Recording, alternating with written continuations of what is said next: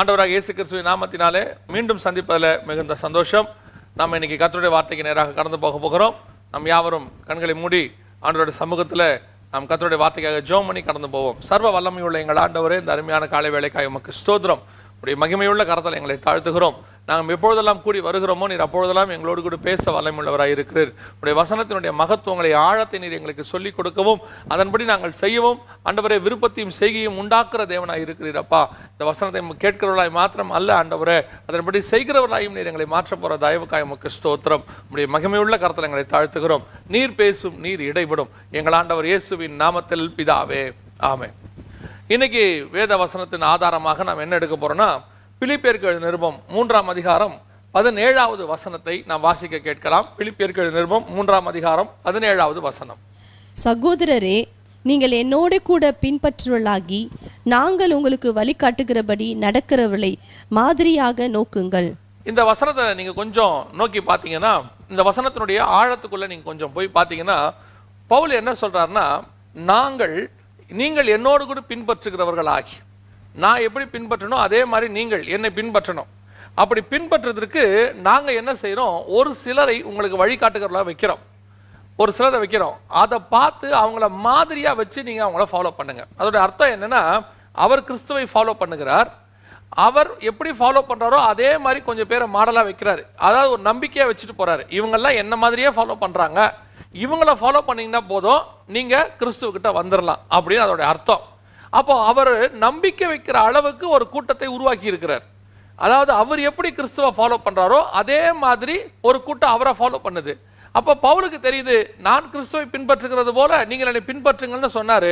இப்போ ஒரு கூட்டம் பின்பற்ற ஆரம்பிச்சிருச்சு. தைரியமா அவங்கள ஒரு மாடலா வச்சுட்டு போறாரு. இவங்களை ஃபாலோ பண்ணுங்க, கண்டிப்பா நீங்க பரலோகத்துக்கு வந்துருவீங்க. எவ்வளவு ஒரு கான்ஃபிடென்ட் பாருங்க. இப்படி ஒரு வாழ்க்கை அல்லது இப்படி ஒரு மாதிரியா தான் நீங்களும் நானும் மாறணும். நம்மளை நம்பி ஆண்டவர் ஒரு மாடலா வைக்கணும். இவனை பாருங்க, இவனை மாதிரி நீங்க செஞ்சிட்டீங்கன்னா போதும், பரலோகத்துக்கு வந்துடலாம். இப்படி ஒரு நிச்சயம் நமக்கு கிடைக்குமா? பழைய ஏற்பாட்டு பரிசுத்தவான்கள் அத்தனை பேரும் நமக்கு மாடலா தான் இருக்கிறாங்க. ஆனா வசனம் சொல்றது, அவர்கள் நம்மை அல்லாமல் பூர்ணராகாதபடி தேவன் விசேஷித்த நன்மையானது ஒன்றை. அவங்க எல்லாம் பூர்ண பரிசுத்தவான்கள் தான், அதுல எந்த மாற்று கருத்துமே கிடையாது. அதாவது ஆபிரகாம் விசுவாசத்துக்கு இருக்கிறாரு, மோசே சாந்த குணத்துக்கு இருக்கிறாரு, தாவீது இருதயத்துக்கு ஏற்றவராக இருக்கிறாரு. இப்போ இவங்க எல்லாரையும் நீங்க பாருங்க, ஏதோ ஒரு விதத்துல தேவனுக்கு மாடலாக தேவன் வந்து நமக்கு அவங்கள மாடலா வச்சிருக்கிறார். ஆனால் பவுல் சொல்றாரு, நான் உங்களை ஒரு சிலரை மாடலாக நான் வச்சுட்டு போறேன் அப்படின்னு சொல்லி. அப்ப அந்த மாடலாக வாழுகிற வாழ்க்கை நமக்கு வரணும். இவங்க எல்லாம் யாரை பார்த்து மாடலா இருக்கிறாங்க அப்படிங்கிறத பவுலை பார்த்து. அதனாலதான் நான் சொல்லுவேன், இன்னைக்கு பவுலினுடைய உபதேசங்கள்ல சபை கட்டப்பட்டிருக்குது. பெரும்பான்மையாக எழுதப்பட்ட புஸ்தகங்கள், பெரும்பான்மையான புஸ்தகங்கள் பவுல் எழுதுறது. காரணம் என்ன? பவுல் வெறும் எழுதுனதுனால மட்டுமே அது பவுல் எழுதினால மட்டுமே அது வேதமா மாறி இல்லை. முதல்ல பவுல் தன் வாழ்க்கையை அதை அபியாசப்படுத்துறாரு. அவர் செஞ்சு பார்த்து அவர் செஞ்சிட்ட சக்சஸ் ஆன பிறகுதான் அவர் சொல்றது வேதமா மாறுது. பிரசங்கம் பண்ற எல்லாருடைய பிரசங்கமும் வேதமா மாறாது. பிரசங்கம் பண்ற எல்லாருடைய பிரசங்கமும் இருதயத்தை தொடாது. அல்லது நாம சொல்லக்கூடிய எல்லாமே கர்த்தருடைய வார்த்தையா மாறிடாது. பாருங்க, நாம என்ன சொல்றோமோ அதை முதல்ல நம்ம வாழணுமா. அப்படி வாழ்ந்துட்டோம்னா நம்ம சொல்லக்கூடியது எல்லாமே ஒரு மாடலா மாறிடும், ஒரு வேதமா கூட மாறிடும். எவ்வளவு பெரிய ஒரு ஆசீர்வாதம்.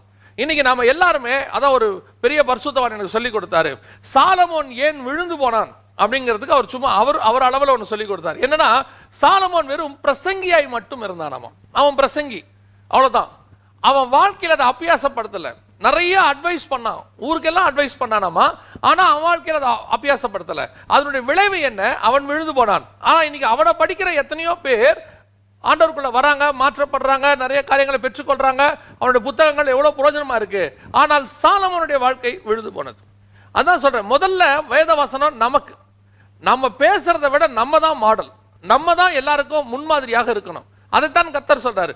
ஒரு கிறிஸ்தவன் ஒரு சுவிசேஷம் சொல்லி ஒரு ஆளை மாத்துவதை விட ஒரு கிறிஸ்தவன் வாழ்ந்து ஒருத்தரை மாத்திரலாம். ஒரு ஏரியால நீங்க வாழ்றதா சாட்சி. அதான் ஆண்டவர் சொல்ற, நீங்களே எனக்கு சாட்சிகளாக இருப்பீர்கள். போய் நீங்கள் எருசலேம் தொடங்கி புறஜாதியார் தேசம் வரைக்கும், பூமியின் முடிவு பரியந்தமும் கடைசி பரியந்தமும் எனக்கு சாட்சிகளாக இருப்பீர்கள்னு கர்த்தர் சொல்றாரு. அப்படின்னா நம்ம தான் சாட்சி. நம்மளை வச்சு தான், நம்ம தான் மாடல். நம்மளை வச்சு தான் இந்த உலகம் இயேசு கிட்ட வரும். இப்போ பாருங்க, இந்த வேதம் இருக்குது, பழைய ஏற்பாட்டு தான் இருந்துச்சு. புதிய ஏற்பாடு வரத்துக்கு 200 வருஷம் கம்பைல் பண்ணி முடிக்கிறதுக்கு ஒரு 2-3 நூற்றாண்டு ஆகிப்போச்சு. நமக்கு வேதம் வந்து சீகன் பால் கொலியா சேர்க்கறதுக்கு கிட்டத்தட்ட ஒரு 17 நூற்றாண்டு ஆயிடுச்சு. ஆனா இத்தனை ஆண்டு காலமும் நமக்கு வேதம் இல்லை. ஆனா யார் இருந்ததா? அந்த வேதத்தை இயேசு கிறிஸ்து சொன்னதை கேட்டு வந்த தோமா, அவருடைய சாட்சி, அவர் மூலமாய் உருவானவர்கள், அவர்களுடைய சாட்சி. அப்ப நாம தான் மாடல். நம்ம என்ன செய்யறோம்? நல்ல பிரசங்கம் பண்ணா பெரிய கூட்டம் ஒன்று ரட்சிக்கப்பட்டோம். நம்ம தான தர்மங்கள் பண்ணா ஒரு பெரிய கூட்டம் ஆண்டவர்கிட்ட வந்துரும். நீங்க என்ன செஞ்சாலும் சரி, நீங்க தான் மாடல். அதனாலதான் பவுல் சொல்றாரு, உங்களை நீங்களே எங்களுடைய நிருபங்களாக இருக்கிறீர்கள் சொல்றாரு. அப்ப நாம தான் அவருடைய நிருபம், நாம தான் அவருடைய மாடல். இந்த மாடலா மாறுறதுக்கு நம்ம என்ன பண்ணணும்? அதான் இன்னைக்கு நம்ம சொல்றோம், இப்படி இருக்கணும், அப்படி இருக்கணும். ஏனோக்கு தேவனோட கூட சஞ்சரித்தான்னா என்ன பண்ணி அவன் சஞ்சரித்தான், அதான் ரொம்ப முக்கியம். இருதயத்துக்கு ஏற்றவனாய் தாவீது இருந்தானா, எதை செஞ்சதுனால அவன் இருதயத்துக்கு ஏற்றவனாய் இருந்தான்? ஒரு லைன் கிடையாது, அதுக்கு பின்னாடி ஒரு வாழ்க்கை இருக்குது. தாவீதுடைய முழு வாழ்க்கையும் இருக்கு. 120 வருஷம் மோசேயுடைய வாழ்க்கை. கடைசியா கர்த்தர் சொல்றாரு, ஒரு நண்பனோடு கூட பேசுவதை போல நான் பேசுகிறேன். இதை அவன் அட்டைன் பண்றதுக்கு கிட்டத்தட்ட 80 இருந்து 120 வருஷம் அவன் வாழ வேண்டி இருந்துச்சு. வெறும் பிரசங்கம் பண்ணி ஒரு நல்ல பிரசங்கியார்னு பேர் எடுக்கிறதை விட நல்ல தேவ மனிதன் பேர் எடுக்கணும். அதான் ரொம்ப முக்கியம். நல்ல விசுவாசின்னு பேர் எடுக்கணும். நல்ல உங்க டேலண்ட்டை வச்சு நல்ல பாடகர், நல்ல இசையமைப்பாளர், இவர் அநேகருக்கு உதவி செய்கிறவர், இதெல்லாம் ஓகே. ஆனா இது எல்லாத்த விட முக்கியம் நம்முடைய உள்ளான மனுஷன். அந்த உள்ளான மனுஷனுக்குள்ள இருக்கிறதா வெளிப்படும். அந்த வெளிப்படுறதா மற்றவங்களுக்கு மாடல். இப்ப நம்மள ஆண்டவர் மாடலா வச்சுட்டு போயிருக்கிறார். பவுல் சொல்றாரு, நான் உங்களை ஒரு சிலரை உங்களுக்கு மாதிரிகளாக வைக்கிறேன், அவங்கள ஃபாலோ பண்ணுங்க. அவங்கள நீங்க ஃபாலோ பண்ணீங்கன்னா பரலோகத்துக்கு வந்துடலாம். எனக்கு ஒரு ஆசை, இப்ப நம்மள ஆண்டவர் அப்படி சொல்ல முடியுமா? இவனை ஃபாலோ பண்ணுங்க, இந்த போதகரை ஃபாலோ பண்ணுங்க, இந்த சுவிசேஷகரை ஃபாலோ பண்ணுங்க, இந்த தீர்க்கதரிசியை ஃபாலோ பண்ணுங்க, நீங்க எங்கிட்ட வந்துருவீங்க அப்படின்னு சொல்ல முடியுமா? நான் வேதத்துல ரொம்ப ஒரு அற்புதமான விஷயத்தை பார்த்தேன். நம்ம லாசரு மரிக்கிறார், அவர் இயேசு கிறிஸ்து வருகிறார் அந்த கிராமத்திற்கு. இப்ப மார்த்தாலும் மரியாலும் இயேசு சந்திக்க வராங்க. ஃபர்ஸ்ட் மார்த்தாள் வராங்க. மார்த்தாள் வந்தபோது அவங்க மட்டும் வந்தாங்க, இயேசு கிட்ட பேசினாங்க, திருப்பி போயிட்டாங்க. போய் மரியாளை கூப்பிடுறாங்க. ஆனால் மரியாள் வரும்போது ஒரு பெரிய கூட்டம் அவளுக்கு பின்னால் வந்தது பாருங்களேன். இப்ப தேவன் எதுக்காக அற்புதம் செய்ய வந்தார்னா, தன்னை சுத்தி இருந்தவர்கள் விசுவாசிக்கத்தக்கதாக நாங்க சொல்றார். அப்ப இயேசு லாசருவை உயிரோடு கூட எழுப்புறதே அந்த சுத்தி உள்ளவங்க எல்லாம் அவரை விசுவாசிக்கிறதுக்கு தான். அப்ப சுத்தி உள்ளவங்க வரணுமே, அந்த கல்லறைக்கு வரணுமே. எல்லாரும் வந்தாதானே அங்க அற்புதம் பண்ண முடியும். அப்ப எல்லாரும் வருவதற்கு மார்த்தாள் பிரயோஜனப்படல பாருங்க. அவங்க வந்தாங்க, பார்த்தாங்க, போனாங்க. ஆனால் மரியாள் வரும்போது ஒரு கூட்டம் அவள் பின்னால் வந்தது. இதுக்கு தான் மரியாளை கர்த்தர் வச்சிருந்தார். அப்போ மரியாள் ஒரு மாடல். இந்த அம்மாவை ஃபாலோ பண்ணா இயேசு கிட்ட வந்துடலாம், அதான் அதோட ஆவிக்குரிய சத்தியம். இந்த அம்மாவை ஃபாலோ பண்ணா இயேசு கிட்ட போய் சேர்ந்துடலாம். நம்மளும் அப்படிதான் இருக்கணும். என்னத்துக்காகவோ இப்ப மரியாதை அவங்க எதுக்கு ஃபாலோ பண்ணாங்க தெரியுமா? அவ கல்லறைக்கு ஓடுறாளே, அழ போறாளே அப்படின்னு நினைச்சு தான் ஃபாலோ பண்ணாங்க. ஆனா அங்கே போனா ஒரு உயிர்த்தெழுதல் நடக்கிறது. அங்கே போனா அங்கே கிறிஸ்து வருகிறார். அங்கே போனா அங்கே நடக்கிற அற்புதங்களை அவர்கள் பார்த்து விசுவாசிக்கிறார்கள். அவங்க ஆவிக்குரிய வாழ்க்கைக்கு ஒரு பிரயோஜனம் நடக்கிறது. அப்போ மரியாதை ஃபாலோ பண்ணா என் ஆத்மா மீட்கப்படும் அங்க நடக்குது பாருங்க. அதைத்தான் சொல்றேன். நம்மளை எதுக்கு ஃபாலோ பண்றாங்கன்றது ரெண்டாவது. என்னை ஃபாலோ பண்ணா அவர்கள் பரலோகத்துக்கு போவாங்க. இந்த கான்ஃபிடென்ட் நம்ம மேல பரலோகம் வைக்கணும். நம்மளை கர்த்தர் அந்த நம்பிக்கைக்கு கொண்டு வரணும். இந்த சபைக்கு போனா அவன் கண்டிப்பா பரலோகத்துக்கு வருவான். இந்த ஊழியக்காரனை பின்பற்றினா அவன் கண்டிப்பா பரலோகத்துக்கு வருவான்னு பரலோகம் உங்களையும் என்னையும் நம்புதா? இல்லைன்னா ஊழியம் பண்ணி என்ன பிரயோஜனம்? இன்னைக்கு நம்ம எல்லாருமே ஊழியமா இருக்கட்டும், ஆவிக்குரிய வாழ்க்கையா இருக்கட்டும், நான் சேர்த்தே சொல்றேனே. நான் வெறும் ஊழியர்களை பற்றி மட்டுமே சொல்லவில்லை, நான் விசுவாசிகளையும் சொல்றேன். நம்மள ஆண்டவர் ஒரு ஏரியாவில் வச்சிருக்கிறாரு. இப்போ நம்ம சபை இருக்குது, நம்ம சபையை ஒரு இடத்துல வச்சிருக்கிறாரு. எதுக்காக வச்சிருக்கிறாரு? நம்ம அங்க இருக்கிறவங்கள கூடி ஆராதிக்கிறதுக்காக மட்டுமா? அது ஒரு ஆராதனைக்கு கூடுகிற ஒரு கூடுகையான இடம் என்று நீங்கள் நினைப்பீர்களானால் நீங்கள் தவறு செய்கிறீர்கள், அல்லது நாம் தவறு செய்கிறோம்.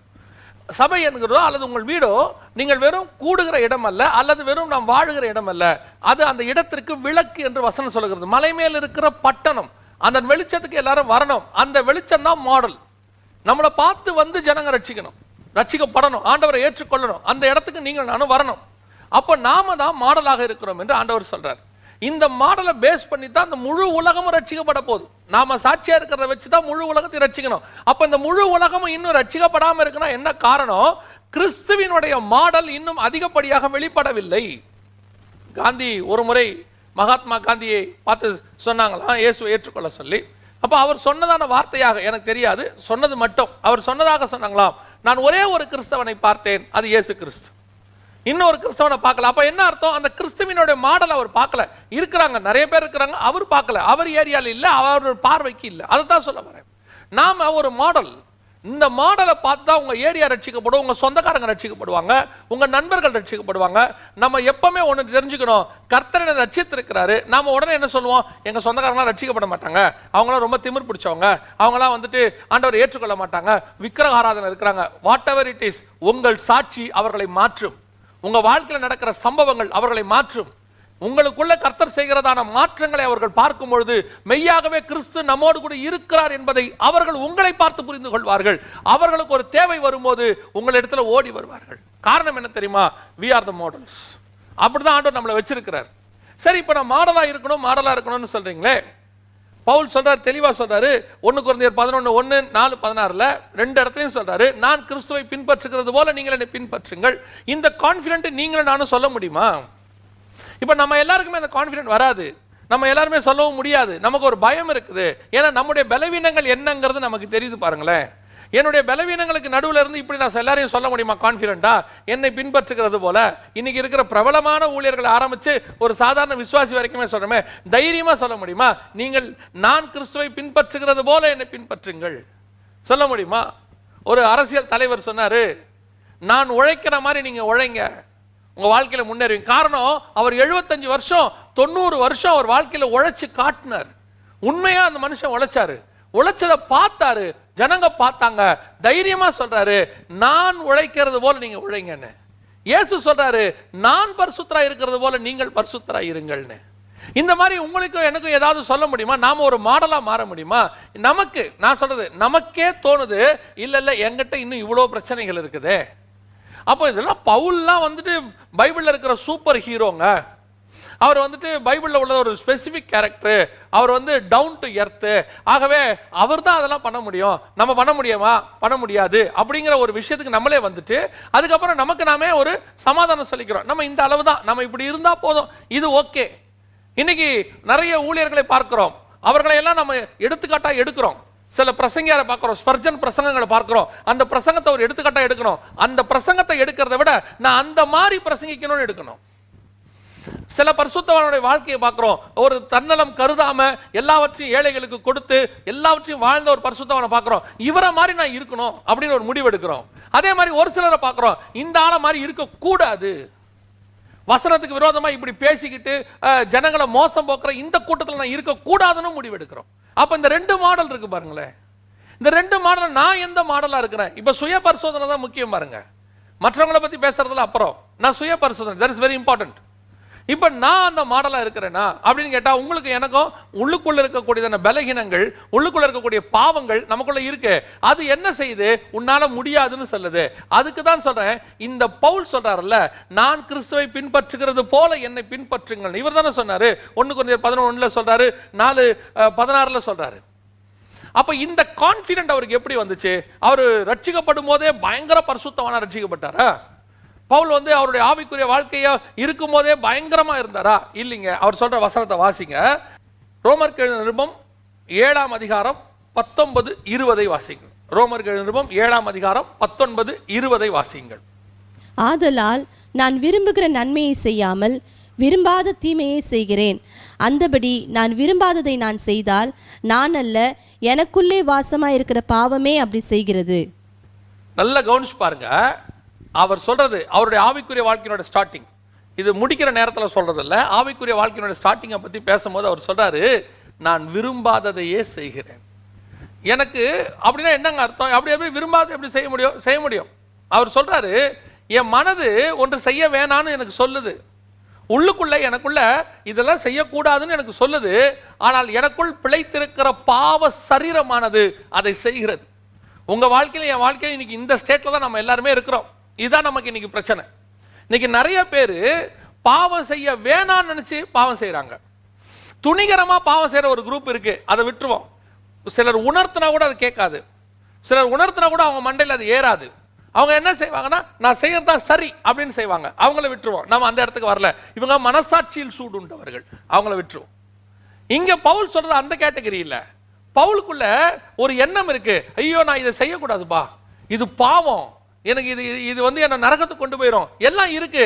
ஆனா அந்த நிமிஷம் வரும்போது அதில் நான் விழுந்து போகிறேன். அந்த நிமிஷம் வரும்போது அந்த பாவம் என்னை மேற்கொள்ளுகிறது. திருப்பி எனக்குள்ள ஒரு குற்ற உணர்வு வருகிறது. ஐயோ நான் செஞ்சுட்டேனே, நான் ஏன் இப்படி பண்ணேன், நான் செய்யக்கூடாதுன்னு நினைச்சேன். திருப்பி போறோம், ஜெபம் பண்றோம், கதறோம், ஆண்டவர் பார்த்து விழுறோம், சட்டையை கிழிச்சுக்கிறோம், அழுகுறோம், எல்லாம் செய்யறோம். திருப்பி ஆண்டவர் நம்மளை மன்னிக்கிறார். மன்னிச்சு திருப்பி ஆண்டவர் ஏற்றுக்கொள்றாரு. கொஞ்ச நாள் நல்லா போயிட்டே இருக்கு. திடீர்னு ஒரு நாள் வருது, அந்த பாவத்துக்கு செய்யறதுக்கான ஒரு வாய்ப்பு கிடைக்குது. திடீர்னு அதில் நம்ம விழுந்து போறோம். இதைத்தான் பவுல் சொல்றாரு, நான் விரும்பாததையே செய்கிறேன். என் மனசு அடிச்சுக்குது, இதை செய்யக்கூடாது செய்யக்கூடாதுன்னு, ஆனா என் மாம்சம் எனக்கு துணை செய்ய மாட்டேங்குது, எனக்கு அகைன்ஸ்டா கிரியை செய்து. இந்த ஸ்டேட்ல தான் நிறைய ஆவிக்குரியவர்கள் இன்னைக்கு இருக்கிறார்கள், நிறைய வாலிபர்கள் இருக்கிறாங்க. எங்களுக்கு மெயில் எழுதும்போது நிறைய பேர் கேட்கறது, அண்ணா இந்த பாவத்தை நான் விடுறது எப்படி, இதுல இருந்து மேற்கொள்வது எப்படி, நான் செய்யக்கூடாது. அந்த மெயில அனுப்புறானே அவங்களோட எண்ணம் என்ன, செய்யக்கூடாதுன்னு அவங்க விரும்புறாங்க. ஒரு லெட்டர் எழுதி இதுல இருந்து நான் வெளியே வரணும், என்ன செய்யணும், என்னால் அதுல இருந்து வர முடியல அப்படிங்கிறாங்கன்னா அப்ப அவங்களோட எண்ணம் என்ன, அதுல இருந்து வெளியே வரணும்னு ஒரு எண்ணம் இருக்கு, ஆனா வர முடியல. பாவ சரீரம் அவர்களை மேற்கொள்ளுகிறது. இந்த மாதிரி சூழ்நிலை அநேகர் இருக்கிறார்கள், அநேகர் செய்கிறார்கள். அதனாலதான் பவுலா இருக்கட்டும், எலியாவா இருக்கட்டும், இவங்கெல்லாம் யாரு, பிறக்கும் போதே சூப்பர் நேச்சுரல்லாம் கிடையாதுங்க. அவங்களாம் பிறக்கும் போதே செஞ்சு மாடலா செஞ்சு அப்படியே பரிசுத்தமா இறக்கி அனுப்பின ஆள் இல்ல. இந்த எலியாவும் சரி பவுலும் சரி, அவங்க என்ன சொல்றாங்க தெரியுமா, நாங்க எல்லாரையும் போல ஒரு பாடுள்ள ஒரு மனுஷன் தான், நான் எல்லாரையும் போல நானும் ஒரு பிரச்சனை உள்ளவன் தான். அப்பேற்பட்ட யோபு உத்தமனும் சன்மார்க்கனும் நீதிமான் ஒருவனும் அவனை போல் இல்லை. அவரே சொல்றாரு, நான் என் கண்களோடு கூட உடன்படிக்கை பண்ணி இருக்கிறேன், என் கண்களோடு கூட உடன்படிக்கை பண்ணின நான் ஒரு கன்னிகையின் மேல் நோக்கமாக இருப்பது எப்படி. 10 குழந்தை பிறந்த பிறகு அவர் கண்ணோட உடன்படிக்கை பண்றேன்றாரு. அப்ப அவங்களுக்குள்ள ஒரு பாவம் இருக்கிறது, அந்த பாவம் கண் அவர்களுக்கு விரோதமாய் போராடுகிறது. அந்த சூழ்நிலை நீங்களும் நானும் இருக்கலாம். இன்னைக்கு ஆண்டவர் சொல்றாரு, அந்த சூழ்நிலை இருக்கக்கூடிய உன்னையும் என்னையும் தான் கர்த்தர் மாடலாக மாத்த போறார். அநேகருக்கு உன்னை மாடலாய் மாத்துவார். இல்ல முடியாது நான் போயிட்டேன் அப்படின்னு சொன்னா, இன்னைக்கு ஆண்டவர் உனக்கு கொடுக்கிற ஒரு வார்த்தை என்ன தெரியுமா, நீ எழும்பு, உன் சபையா இருக்கட்டும் நீயா இருக்கட்டும், அநேகருக்கு மாடலா மாற போறீங்க. உங்களை கொண்டு அநேகர் ஆண்டவரை ரட்சிக்க போகிறார். அவங்க சொல்லுவாங்க உன்னை பார்த்து, உங்களால தான் நான் ஆண்டவருக்குள்ள வந்தேன், உங்க வாழ்க்கையை பார்த்து நான் வந்தேன், உங்களுக்குள்ள இருந்த அந்த சமாதானம், உங்களுக்குள்ள இருந்த அந்த சாந்தம், உங்களுக்குள்ள இருந்த அந்த பரிசுத்தம், அதை பார்த்து வந்தேன். ஆனா உனக்கு உள்ள என்ன சொல்லும் தெரியுமா, ஐயோ நான் அந்த மாதிரி இல்லையே, நான் அந்த மாதிரி இல்லையே, நான் யாருன்னு எனக்கு தெரியுமே. உண்மைதான், ஆனால் ஆண்டவர் உன்னை மாடலாய் மாத்த போறார். நீங்க விசுவாசித்தால் தேவனுடைய மகிமையை காண்பீர்கள். ஆவிக்குரிய வாழ்க்கைனா என்னங்க, ஏதோ வாழ்ந்தோம் செத்தோன்னு இருக்கிறதா, 10ஓட 11 போறதா. நான் பிரசங்கத்துல சொல்வேன், அது இருதயத்துல பதிஞ்ச ஒரு விஷயம். 50 பேர் கெபில மறைஞ்சிருந்தாங்களாமா தீர்க்கதரிசிங்க, அது ஒரு வகையான தீர்க்கதரிசி. ஏசபேலுடைய பந்தியில கொஞ்சம் தீர்க்கதரிசிகள் உட்கார்ந்து இருந்தாங்களாமா, அது ஒரு வகையான தீர்க்கதரிசி. ஆனா அங்க எலியான்னு ஒருத்தர் இருக்கிறான், அவனும் ஒரு வகையான தீர்க்கதரிசி. இந்த 3 வகையில அந்த யூனிக்கா ஒருத்தர் இருக்கான் பாத்தீங்களா, அதுதான் நீங்களும் நானும். அந்த எலியா தான் மாடல். இவங்கெல்லாம் மாடல் கிடையாது, இவங்கெல்லாம் தீர்க்கதரிசிகள் தான். ஒன்னு மோசம் போன தீர்க்கதரிசி, ஒன்னு மோசம் போக கூடாதுன்னு பயந்து போய் ஒளிந்து கொண்ட தீர்க்கதரிசி. இவன் யார் தெரியுமா, ஒரு மாடல். இந்த எலியா தான் நமக்கு மாடல். அதே மாதிரி தான் சொல்றேன், இன்னைக்கு நிறைய பேர் ஆவிக்குரிய வாழ்க்கையில 10ஓட 11 இருக்கிறாங்க. இருந்துட்டு போட்டோம், பிரச்சனை இல்லை. ஊழியம் 10ஓட 11 நடக்கட்டும், பிரச்சனை இல்லை. ஆனா நம்ம ஊழியம் யூனிக்கா இருக்கணும். நாம கர்த்தருக்கு முன்பாக யூனிக்கா நிக்கணும். அநேகருக்கு நீங்களும் நானும் மாடலா மாறணும். இந்த பலகீனத்துல என்னால அதை செய்ய முடியுமா, இந்த வாலிப பிராயத்தில் நான் இவ்வளவு வீழ்ச்சியில் இருக்கிறேன், என்னால செய்ய முடியுமா அப்படின்னா, இன்னைக்கு உலகத்தை கலக்கின அத்தனை ஊழியக்காரர்களும் ஒரு நாள் விழுந்து போனவர்கள் தான். ஒரே ஸ்டெச்சில் அப்படியே பரிசுத்தமா நான் மேல வந்துட்டேன்னு விரல் விட்டு எண்ணக்கூடிய யாராவது ஒரு சிலர் சொல்லலாமே ஒழிய, இங்க இருக்கிற அத்தனை பேரும் செகண்ட் சான்ஸ்ல வந்தவங்க தான். இன்னைக்கு யாராவது ஒருத்தர் விழுந்துட்டாங்கன்னா, அவனை விழுந்துட்டான், அவனை அவ்வளவுதான், அவனை ஒழிச்சு கட்டு முடிவெடுக்கிற ஒரு கூட்டம், அவனை பத்தி ப்ரொபகண்டா பண்ணி பேசி ஒழிச்சு கட்டுற கூட்டம். ஆனால் இயேசு கிறிஸ்து யார் தெரியுமா, விழுந்த அத்தனை பேரையும் தூக்குகிறவர். ஒரு சான்ஸ் இல்ல, 2 சான்ஸ் இல்ல, 3 சான்ஸ் இல்ல, 70 தடவை சான்ஸ் கொடுப்பதற்கு அவர் வல்லமையுள்ள தேவனாய் இருக்கிறார். அதே தேவன் தான் உனக்கும் இன்னைக்கு எனக்கும் சான்ஸ் கொடுக்க போறார். நீ விழுந்திருந்த இடத்துல கர்த்தர் உன்னை தூக்க போறாரு. நீ தூக்கிறது மாத்தமல்ல, you are going to become as a model for millions and millions. கோடான கோடி மக்களுக்கு கர்த்தர் உன்னை மாடலாக மாத்துவாரு. நீ விசுவாசி, நீ நம்பு, ஆண்டவர்ட்ட கேளு, ஆண்டவன் அப்படி மாறணும்னு சொல்லு, முடியும். பில்லி கிரஹாம் எத்தனை லட்சம் மக்களுக்கு ஆசீர்வாதமான ஒரு மனுஷன். ஒரு நாள் அவருடைய வாழ்க்கையில வந்ததான வீழ்ச்சி, ஆண்டவரை ஏற்றுக்கொண்ட பிறகு அவர் வாழ்க்கையில வந்ததான வீழ்ச்சி, கொண்டு போய் ஒரு இடத்துல உட்கார்ந்து சிகரெட் பிடிக்கிறதுக்கு கையில சிகரெட் எடுத்துட்டார். பிரச்சனை இல்லை. எங்க இருந்தோ பறந்து வந்த ஒரு ஃபுட்பால் அவர் உட்கார்ந்து இருக்கிற அந்த கிளப்ல உள்ள வந்து ஜன்னல் வழியா வந்து கையில வந்து அடிச்சுச்சான். கையில அடிச்சு சிகரெட்டை பிடிக்க விடாம தடுத்துச்சான். ஆண்டவர் ஏற்றுக்கொண்ட பிறகு நடந்த சம்பவம். ஓடி போய் ஃபுட்பால் கிரவுண்ட்ல உட்காந்து அழுதாராம். எத்தனை மணி நேரம் அழுதாருன்னே தெரியாதாமா. விழுந்து போன ஒரு மனுஷனை மீண்டும் ஆண்டவர் தூக்கி நிறுத்தினார். இன்னைக்கு லட்சம் மக்களுக்கு அவரை ஆண்டவர் மாடலாக மாற்றினார். ஏன் உன்னை நீ மாற்ற முடியாது? உன்னுடைய பலகீனங்கள் நீ சொல்லிட்டு இருக்கிற தெரியுமா, நான் செய்யக்கூடாதுன்னு நினைக்கிறேனே, நான் பண்ணக்கூடாதுன்னு நினைக்கிறேனே, அந்த நேரம் வரும்போது நான் செஞ்சிடுறேன், அப்புறம் எனக்கு ஒரு குற்ற உணர்வு வருது, யாரும் இல்லாத போது நான் செஞ்சிடுறேன், யாரும் இல்லாத போது நான் பார்த்துடுறேன், செல்போன்ல அருவருப்பான காரியங்களை பார்த்துடுறேன், இதுல இருந்து என்ன மீட்க முடியாது, நான் அவ்வளவுதானே, என் வாழ்க்கை முடிஞ்சிருச்சுன்னு சொல்றியா? நீ தான் மாடல், நீ தான் மாடல். உன்னதான் கர்த்தர் மாடலா மாத்தவர். ஏன் தெரியுமா? பாவமே இன்னன்னு தெரியாதவனை விட பாவத்தை தெரிஞ்சு அதுல இருந்து மீட்கிறவனை தான் கர்த்தர் அநேகருக்கு சாட்சியா நிறுத்த முடியும். ஏன்னா நீ தான் சொல்யூஷன் கொடுக்கிறவன். பாவம்னா என்னன்னே தெரியாதவனை கொண்டு போய் நிறுத்துறதை விட பாவம் தான் என்னன்னு தெரிஞ்சு அதுல விழுந்து அதுல மேல வரத்துக்கான வழியை கண்டுபிடிச்ச நீ இருக்கியே, நீ நானும் தான் சொல்யூஷன் ஜனங்களுக்கு. கர்த்தர் உங்களை என்னை தான் சொல்யூஷன் நிறுத்த போறார். இன்னைக்கு ஒரு முடிவு எடுங்க. பவுல் எப்பேற்பட்ட ஒரு மனுஷன் தெரியுமா? நான் விரும்பாததையே செய்கிறேன். என்னால முடியலங்கன்னு அவர் சொல்லிட்டாரு. எனக்குள்ள ஒரு பாவ பிரமாணம் இருக்கு, அது என்னை அப்படித்தான் செய்ய வைக்குது. அந்த வசனத்தில் தான் இப்போ நீங்களும் நானும் இருக்கிறோம். சரி, இதுல இருந்து வர முடியுமா? மீட்டு வர முடியுமா? நம்ம இன்னைக்கு அந்த பவுலுடைய லைஃபுடைய டைம் லைன்ல தான் பார்க்குறோம். இதே பவுல் நமக்கு அடுத்த கட்டத்துக்கு போறாரு. அவர் என்ன செய்யறாரு தெரியுமா? இதுல இருந்து நான் மீட்டு வரணும், இதுல இருந்து நான் வரணும், அவருக்கு ஒரு ஆசை இருக்குது. உனக்கு அந்த ஆசை இருந்தா பவுல் செஞ்ச ரெண்டாவது விஷயத்தை நீ நானும் செய்ய போறோம். என்ன செஞ்சார் பவுல்? வாசிங்க. ரோமருக்கு நிருபம் 6ஆம் அதிகாரம் 6வது வசனத்தை வாசிங்க. ரோமர் 6:6 வாசிங்க. நாம் இனி பாவத்துக்கு ஊழியம் செய்யாதபடிக்கு, நான் இனி பாவத்திற்கு ஊழியம் செய்யாதபடி, பாவ சரீரம் ஒளிந்து போகும் பொருட்டாக, பாவ சரீரம் ஒளிந்து போகும் பொருட்டாக நம்முடைய பழைய மனுஷனை அவரோடு கூட சிலுவையில் அறையப்பட்டது என்று அறிந்திருக்கிறோம். இப்ப நமக்குள்ள ஒரு நம்பிக்கை வரணும். இந்த சரீரத்தை நான் அறைந்திருக்கிறேன், இந்த சரீரத்தை நான் கிறிஸ்துவோடு கூட சிலுவையில் அறைந்திருக்கிறேன்ற ஒரு எண்ணம் இன்னைக்கு வரணும். இது கேட்கறதுக்கு ரொம்ப சிம்பிளா இருக்குது. இது என்ன செய்யணும் கவனிங்க. ஏன் பவுல் கொண்டு போய் சிலுவையில் அறையணும்? ஒரு மனுஷன் இப்ப இயேசு கிறிஸ்துவை கொண்டு போய் ஏன் சிலுவையில் அரைஞ்சாங்க? ஒருவேளை இயேசு வழியிலேயே செத்து இருந்தாருன்னு வச்சுக்கோங்களேன், போற வழியில அடிச்ச அடியில, அவரை நொறுக்குல, சிலுவை சுமந்ததுல பாரம் தாங்காம இயேசு ஒருவேளை வழியில் மரித்து போய் இருந்தால் அவருக்கு சிலுவை கிடையாது, சிலுவையில் அறைய வேண்டியதில்லை. இயேசுவை ஏன் சிலுவைக்கு கூட்டிட்டு போனாங்கன்னா, அவர் இன்னும் உயிரோடு இருந்ததுனால சிலுவை கூட்டிட்டு போனாங்க. அவர் மாம்சத்துல இன்னும் உயிர் இருந்ததுனால சிலுவை கூட்டு போனாங்க. இப்ப எல்லாருடைய எலும்பையும் உடைச்சாங்க பாருங்களேன். ஏன் உடைச்சாங்க? எல்லாம் உயிரோடு இருந்ததுனால உடைச்சாங்க. இயேசுவோட எலும்பு மட்டும் உடைக்கல. ஏன் உடைக்கல? அவருக்கு உயிர் இல்லை. அப்ப இந்த உயிரை இருக்கிற வரைக்கும் சிலுவையில் அறைவாங்க உங்களை. இப்ப பவுல் சொல்றாரு, இயேசு உயிர் இருக்கிறதுனால சிலுவையில் அறைஞ்சாங்க. இப்ப நான் சொல்றேன், எனக்கு இந்த மாம்சம் இன்னும் உயிரோடு இருக்குது, எனக்குள்ள ஒரு கிரியை செய்யுது, இது என்ன பாவம் செய்ய வைக்குது, எனக்கு விரோதமா போராடுது, நான் செய்யக்கூடாதுன்னு நினைக்கிறத செய்ய வைக்குது. அந்த சரீரத்தை நானே சிலுவையில் அறைகிறேன். மற்றவங்க அறையிறது இல்லை, நானே அறைகிறேன். எனக்கு வேணாம் அந்த சரீரம், எனக்கு இந்த சரீரத்தில் கிரியை செய்யற எதுவுமே எனக்கு வேண்டாம், விடு, நான் என் வாழ்க்கையை ஒப்பு கொடுக்குற ஆண்டவர்கிட்ட.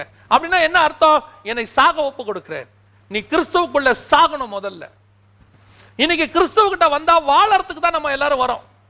இன்னைக்கு கிறிஸ்தவ வாழ்க்கை என்பது என்ன? வாழ்வதற்கான வாழ்க்கையை நம்ம நினைச்சிட்டோம். சந்தோஷமா வாழ்றதுக்கு, ஆசீர்வாதமா வாழ்றதுக்கு, நல்ல பெரிய வீடு வாங்குறதுக்கு, கார் வாங்குறதுக்கு தான் கிறிஸ்தவ வாழ்க்கைன்னு மற்ற தெய்வங்களுக்கு என்ன கொடுக்குதோ அதையே கிறிஸ்துவும் கொடுக்கிறாருங்கிற இடத்துக்கு உங்களை அப்படி நடத்திட்டாங்க.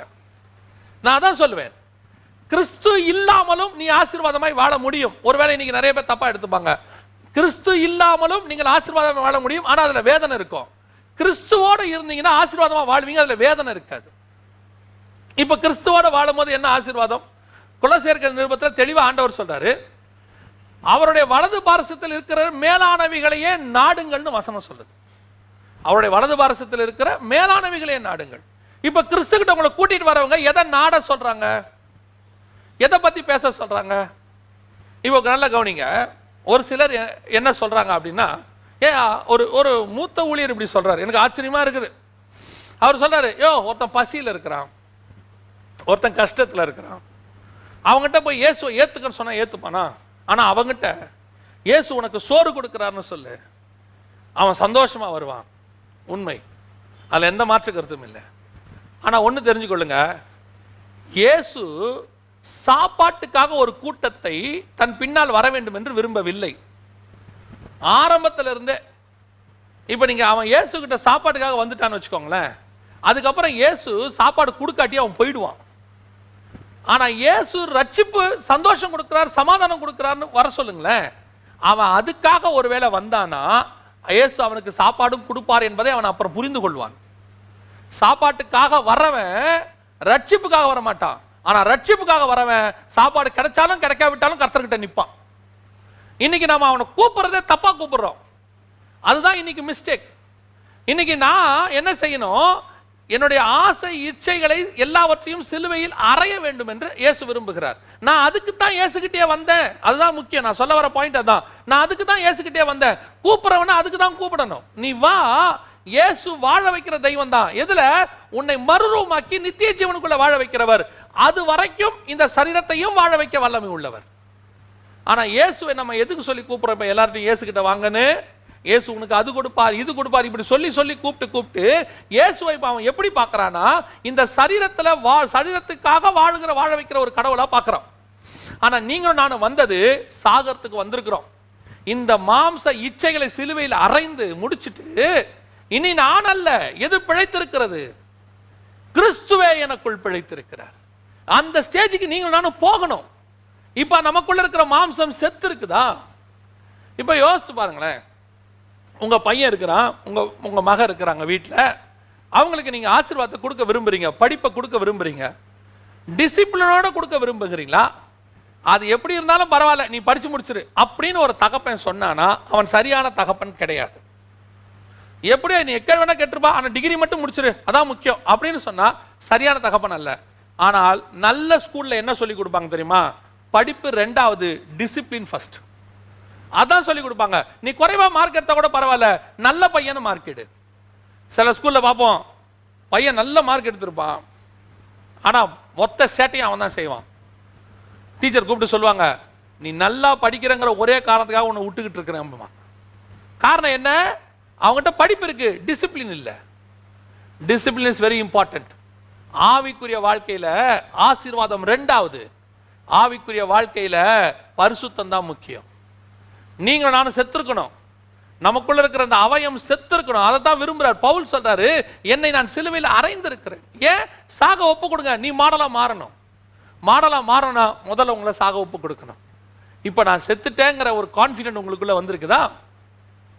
நான் பைபிள் ஃபுல்லா நீங்க பாத்தீங்கன்னா இந்த பரிசுத்தவான்களை ஆசீர்வதிக்கிறதுக்கு முன்னாடி இந்த சாகர நிலைமைக்கு கொண்டு போய் தான் கர்த்தர் கொண்டு வர்றார். அது எந்த விதத்துல நான் உங்களுக்கு ஸ்பிரிச்சுவலி உங்களுக்கு சொல்றேன் பாருங்க. ஒரு இடத்துல எலியா சொல்றாரு, நான் சாகிறேன், போதும் நான் சாகிறேன். அந்த இடத்துக்கு வந்துட்டார். யோசேப்பு குழியில போட்டு சாகர நிலைமைக்கு வந்துட்டார். ஆபிரகாம் ஆசீர்வதிக்கிறதுக்கு முன்னாடி சரீரம் செத்தது அப்படிங்கிற இடத்துக்கு வந்துட்டார். நீங்க எல்லாரையுமே பாருங்க, அவங்க ஆசீர்வதிக்கப்படுறதுக்கு முன்னாடி அவங்க ஒரு மரண நிலைமைக்கு வருவாங்க. ஆத்துமாவிலையோ சரீரத்திலேயோ அப்படி ஒரு இடத்துக்கு அவங்க வருவாங்க. அவ்வளவுதான், இனி ஃபினிஷ் அப்படின்னு. அந்த இடத்துல இருந்து தான் கர்த்தர் அவர்களை எழுப்புவார். உங்களை என்னையும் அப்படித்தான் கர்த்தர் விரும்புறாரு. சரீரத்தை சாக ஒப்புக்கொடு, நான் உன்னை மாடலா மாத்துறேன், அநேகருக்கு உன்னை மாடலாக மாற்றுவேன். மாறுவோம். உங்களை என்னையும் பார்க்குறவங்க ஒரு ஆசைப்படுவாங்க.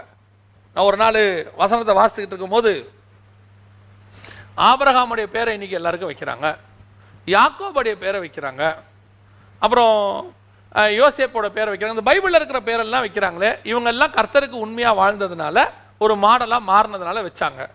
அந்த மாதிரி வேற யாராவது ஊழியக்காரனுடைய பேரை வைக்கிறாங்களா அப்படின்னு யோசித்த போது ஒரு சிலர் மிஷினரிகளுடைய பேரை வச்சிருக்கிறாங்க. ஒரு சில மிஷினரிகள், நல்ல மிஷினரிகளுடைய பேரை அவங்க வச்சிருக்கிறாங்க. மற்றபடி ஒரு இப்போ ஆபிரகாம் பேர் பார்த்தீங்கன்னா நிறைய பேருக்கு வைக்கிறாங்க.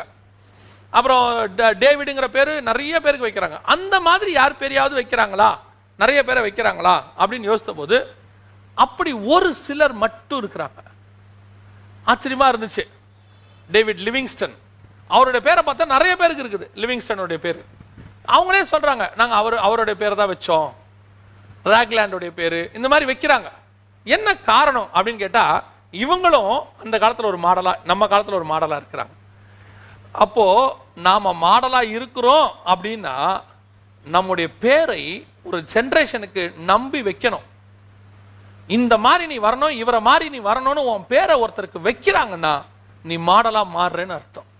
நான் வாசிட்டு இருக்கும்போது அதான் தோணுச்சு, ஏன் இவங்க பேரெல்லாம் வைக்கிறாங்களே, இன்னைக்கு உள்ள பரிசுத்தவான்கள் பேரை ஏன் வைக்க முடியல? அவங்க பார்க்குறாங்க, அப்படியே பார்க்குறாங்க, அநேகருடைய வாழ்க்கையை பார்க்குறாங்க, முடிவு வரைக்கும் பார்க்குறாங்க. சிலர் வந்து தன்னுடைய ஊழியக்காரன் மேலே உள்ள பாசத்தில் ஒரு பாஸ்டருடைய பேரை வைப்பாங்க, அது ஒரு சிலர் 1-2 பேர் வைப்பாங்க. ஒரு சிலர் மிஷினரிகளாக இருந்தால் அந்த மிஷினரிகளோட பேரை வைப்பாங்க. பரவலாக அப்படி ஒருத்தருடைய பேரை நம்ம வைக்கிறோமா? நம்ம பேரை வைக்கிற இடத்துக்கு நம்ம வருவோமா? அந்த ஆசை வரணும். அப்படி வந்தால் தான் நீங்களும் நானும் மாடலாக மாறுறோன்னு அர்த்தம். இப்போ பவுல் என்ன சொல்கிறாரு, நான் என்னை சிலுவையில் அறைந்திருக்கிறேன்.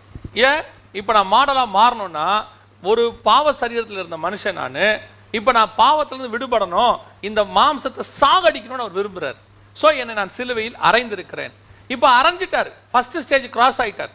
இப்போ 2வது ஸ்டேஜ் அவருக்குள்ள வரார். அவர் என்ன சொல்றார்? வாசிங்க, கலாத்தியருக்கு நிருபம் 2ஆம் அதிகாரம் 20வது வசனத்தை வாசிங்க. கலாத்தியர் 2:20 வாசிங்க. கிறிஸ்துவுடனே கூட சிலுவையில் அறையப்பட்டேன், ஆயினும் பிழைத்திருக்கிறேன். இனி நான் அல்ல, கிறிஸ்துவே எனக்குள் பிழைத்திருக்கிறார். இந்த வசனத்தை நல்ல கவனிங்க. ஃபர்ஸ்ட் சொல்றாரு, எனக்குள்ள பாவம் கிரியை செய்தது, அது நான் அல்ல, எனக்குள்ள இருக்கிற பாவ பிரமாணமே அப்படி செஞ்சிச்சு. இப்போ நான் அரைஞ்சிட்டேன். அந்த பாவ பிரமாணத்துக்கு உதவி செய்கிற இந்த சரீரம் இருக்குது, இது உள்ளுக்குள்ள இருக்கிற பாவ பிரமாணத்துக்கு உதவி செய்யுது. உள்ளுக்குள்ள இருக்கிற ஒரு எண்ணம் வருதுல்ல உங்களுக்கு, பாவ பிரமாணம் எண்ணம், ஐயோ நான் இதை செய்யக்கூடாதுன்னு நினைக்கிறேன், செய்கிறேன். ஏன் செய்கிறேன்? அந்த எண்ணம் அந்த நேரத்தில் வந்துடுது. அது வந்த உடனே இந்த சரீரம் அதுக்கு ஒத்துழைக்குது. ஓகே ரைட், இப்போ அவர் என்ன செய்யறாரு? உனக்கு ஹெல்ப் பண்ற இந்த சரீரத்தை நான் சிலுவையில் அறையிறேன். சிலுவையில் அறையிறதுனா என்ன? ஒப்பு கொடுக்குறேன் ஆண்டவர்கிட்ட. ஆண்டவர் சொல்றாரு, உனக்கு இந்த கை இடல் உண்டாக்கினா தரித்து போடு, உனக்கு ஒரு கண் என்றாக்கினா அது புடுங்கி போடு. அப்படின்னா என்ன அர்த்தம்? லிட்டரலா எடுத்து போட, அது அர்த்தம் இல்ல, அதை தேவனுக்கு ஒப்பு கொடு. இந்த கையை, இந்த சரீரத்தை முழுசும் தேவனுடைய ஆலயமா ஒப்பு கொடுங்க. ஆண்டவரை இனி நான் செய்யக்கூடாது, இதை நான் சிலுவையில் அறையிறேன்னு ஒப்பு கொடுங்க. அது உபவாசம் போட்டு ஒப்பு கொடுப்பீங்களோ, இல்ல தேவ சமூகத்தில் காத்திருப்பீங்களோ, எப்படி ஒப்பு கொடுங்க. ஆண்டவரே எனக்கு உங்களுக்கு அந்த ஆசை வரணும், நான் ஒப்பு கொடுக்குறேன் ஆண்டவரே. இப்ப பவுல் சொல்றாரு கலாத்தியர் எழுதும் போது, இனி நான் அல்ல, எனக்குள் யார் இருக்கிறா? கிறிஸ்து இருக்கிறார். அப்ப அந்த கிறிஸ்து என்ன ஆயிட்டாரு? உள்ளுக்குள்ள இருந்த அந்த பாவ பிரமாணத்துக்கு பதிலாக பரிசுத்த பிரமாணமாகிய கிறிஸ்து வந்துட்டார். இந்த சிலுவையில் அரைஞ்ச உடனே பழைய மனுஷன் செத்துட்டான், புது மனுஷன் உயிரோடு கூட எழுந்துட்டான். அந்த புது மனுஷர் யாரு? கிறிஸ்து உனக்குள் வாழ்கிறார். எப்படிங்க கிறிஸ்து எனக்குள்ள வந்தாரு? ஒரு ஒரு ஒரு ஓமையை ஆண்டவர் அழகா சொல்வார், நீங்க பார்த்துருப்பீங்கல்ல. பிசாசு விரட்டப்பட்டுச்சு, அது போய் மேலும் 7 பிசாசை கூட்டு வந்துச்சு. அப்ப அந்த வீடு எப்படி இருந்துச்சா? ஜோடிக்கப்பட்டு காலியா இருந்துச்சு. இப்போ சிலுவையில் அறையப்படுறது அதுக்கு தான் ஈக்குவல். இப்போ கிளீன் பண்ணிட்டோம், சிலுவையில் அரைஞ்சாச்சு. இனிமே நான் ஒப்பு கொடுக்குற ஆண்டவரை, இனிமேட்டு நான் இதை பார்க்கக்கூடாது, இனிமேட்டு நான் இந்த மாதிரி பேசக்கூடாது, இந்த மாதிரி பாவத்தை செய்யக்கூடாது, ஒப்பு கொடுத்துட்டோம். இப்போ பிசாசு போயிருச்சு. அது திரும்பி வரத்துக்குள்ள காலியா இருக்கிற வீட்டை இன்னொருத்தர் குடி விட்டுறணும், இன்னொருத்தர் உள்ள கூட்டிட்டு வந்துடணும், அவரை வச்சு ஆக்குபை பண்ணிடணும். ஆக்குபை பண்ணிட்டோம்னா இமிடியேட்டா என்ன ஆகும்? வரவங்க பார்ப்பாங்க, ஓ வீடு காலி இல்லை, நம்ம போலான்ட்டு போயிடுவாங்க. காலியா இருந்தா தானே வந்து உள்ள நுழைவாங்க. அப்ப எனக்குள்ள இனி நான் அல்ல, எனக்குள்ள ஒரு பாவ பிரமாணம் இருந்துச்சு, ஒரு எண்ணம் இருந்துச்சு, அதுக்கு பதிலாக கிறிஸ்துவை நான் உள்ள கொண்டாந்துட்டேன். அதான் சொல்லுவேன், பாவம் போகணும் நீங்க ஜெபம் பண்ணாதீங்க, கிறிஸ்து வரணும்னு ஜெபம் பண்ணுங்க. பாவம் தானாவே போயிடும். இருளை நீங்க விரட்ட முடியாது, ஆனா வெளிச்சத்தை கொண்டு வாங்க, இருள் தானா போயிடும். ஒவ்வொரு பாவத்தையா நீங்க இதை விடணும், இந்த பாவத்தை விடணும், அந்த பாவத்தை விடணும்னு சிலர்லாம் பாவத்தை லிஸ்ட் போடுவாங்க.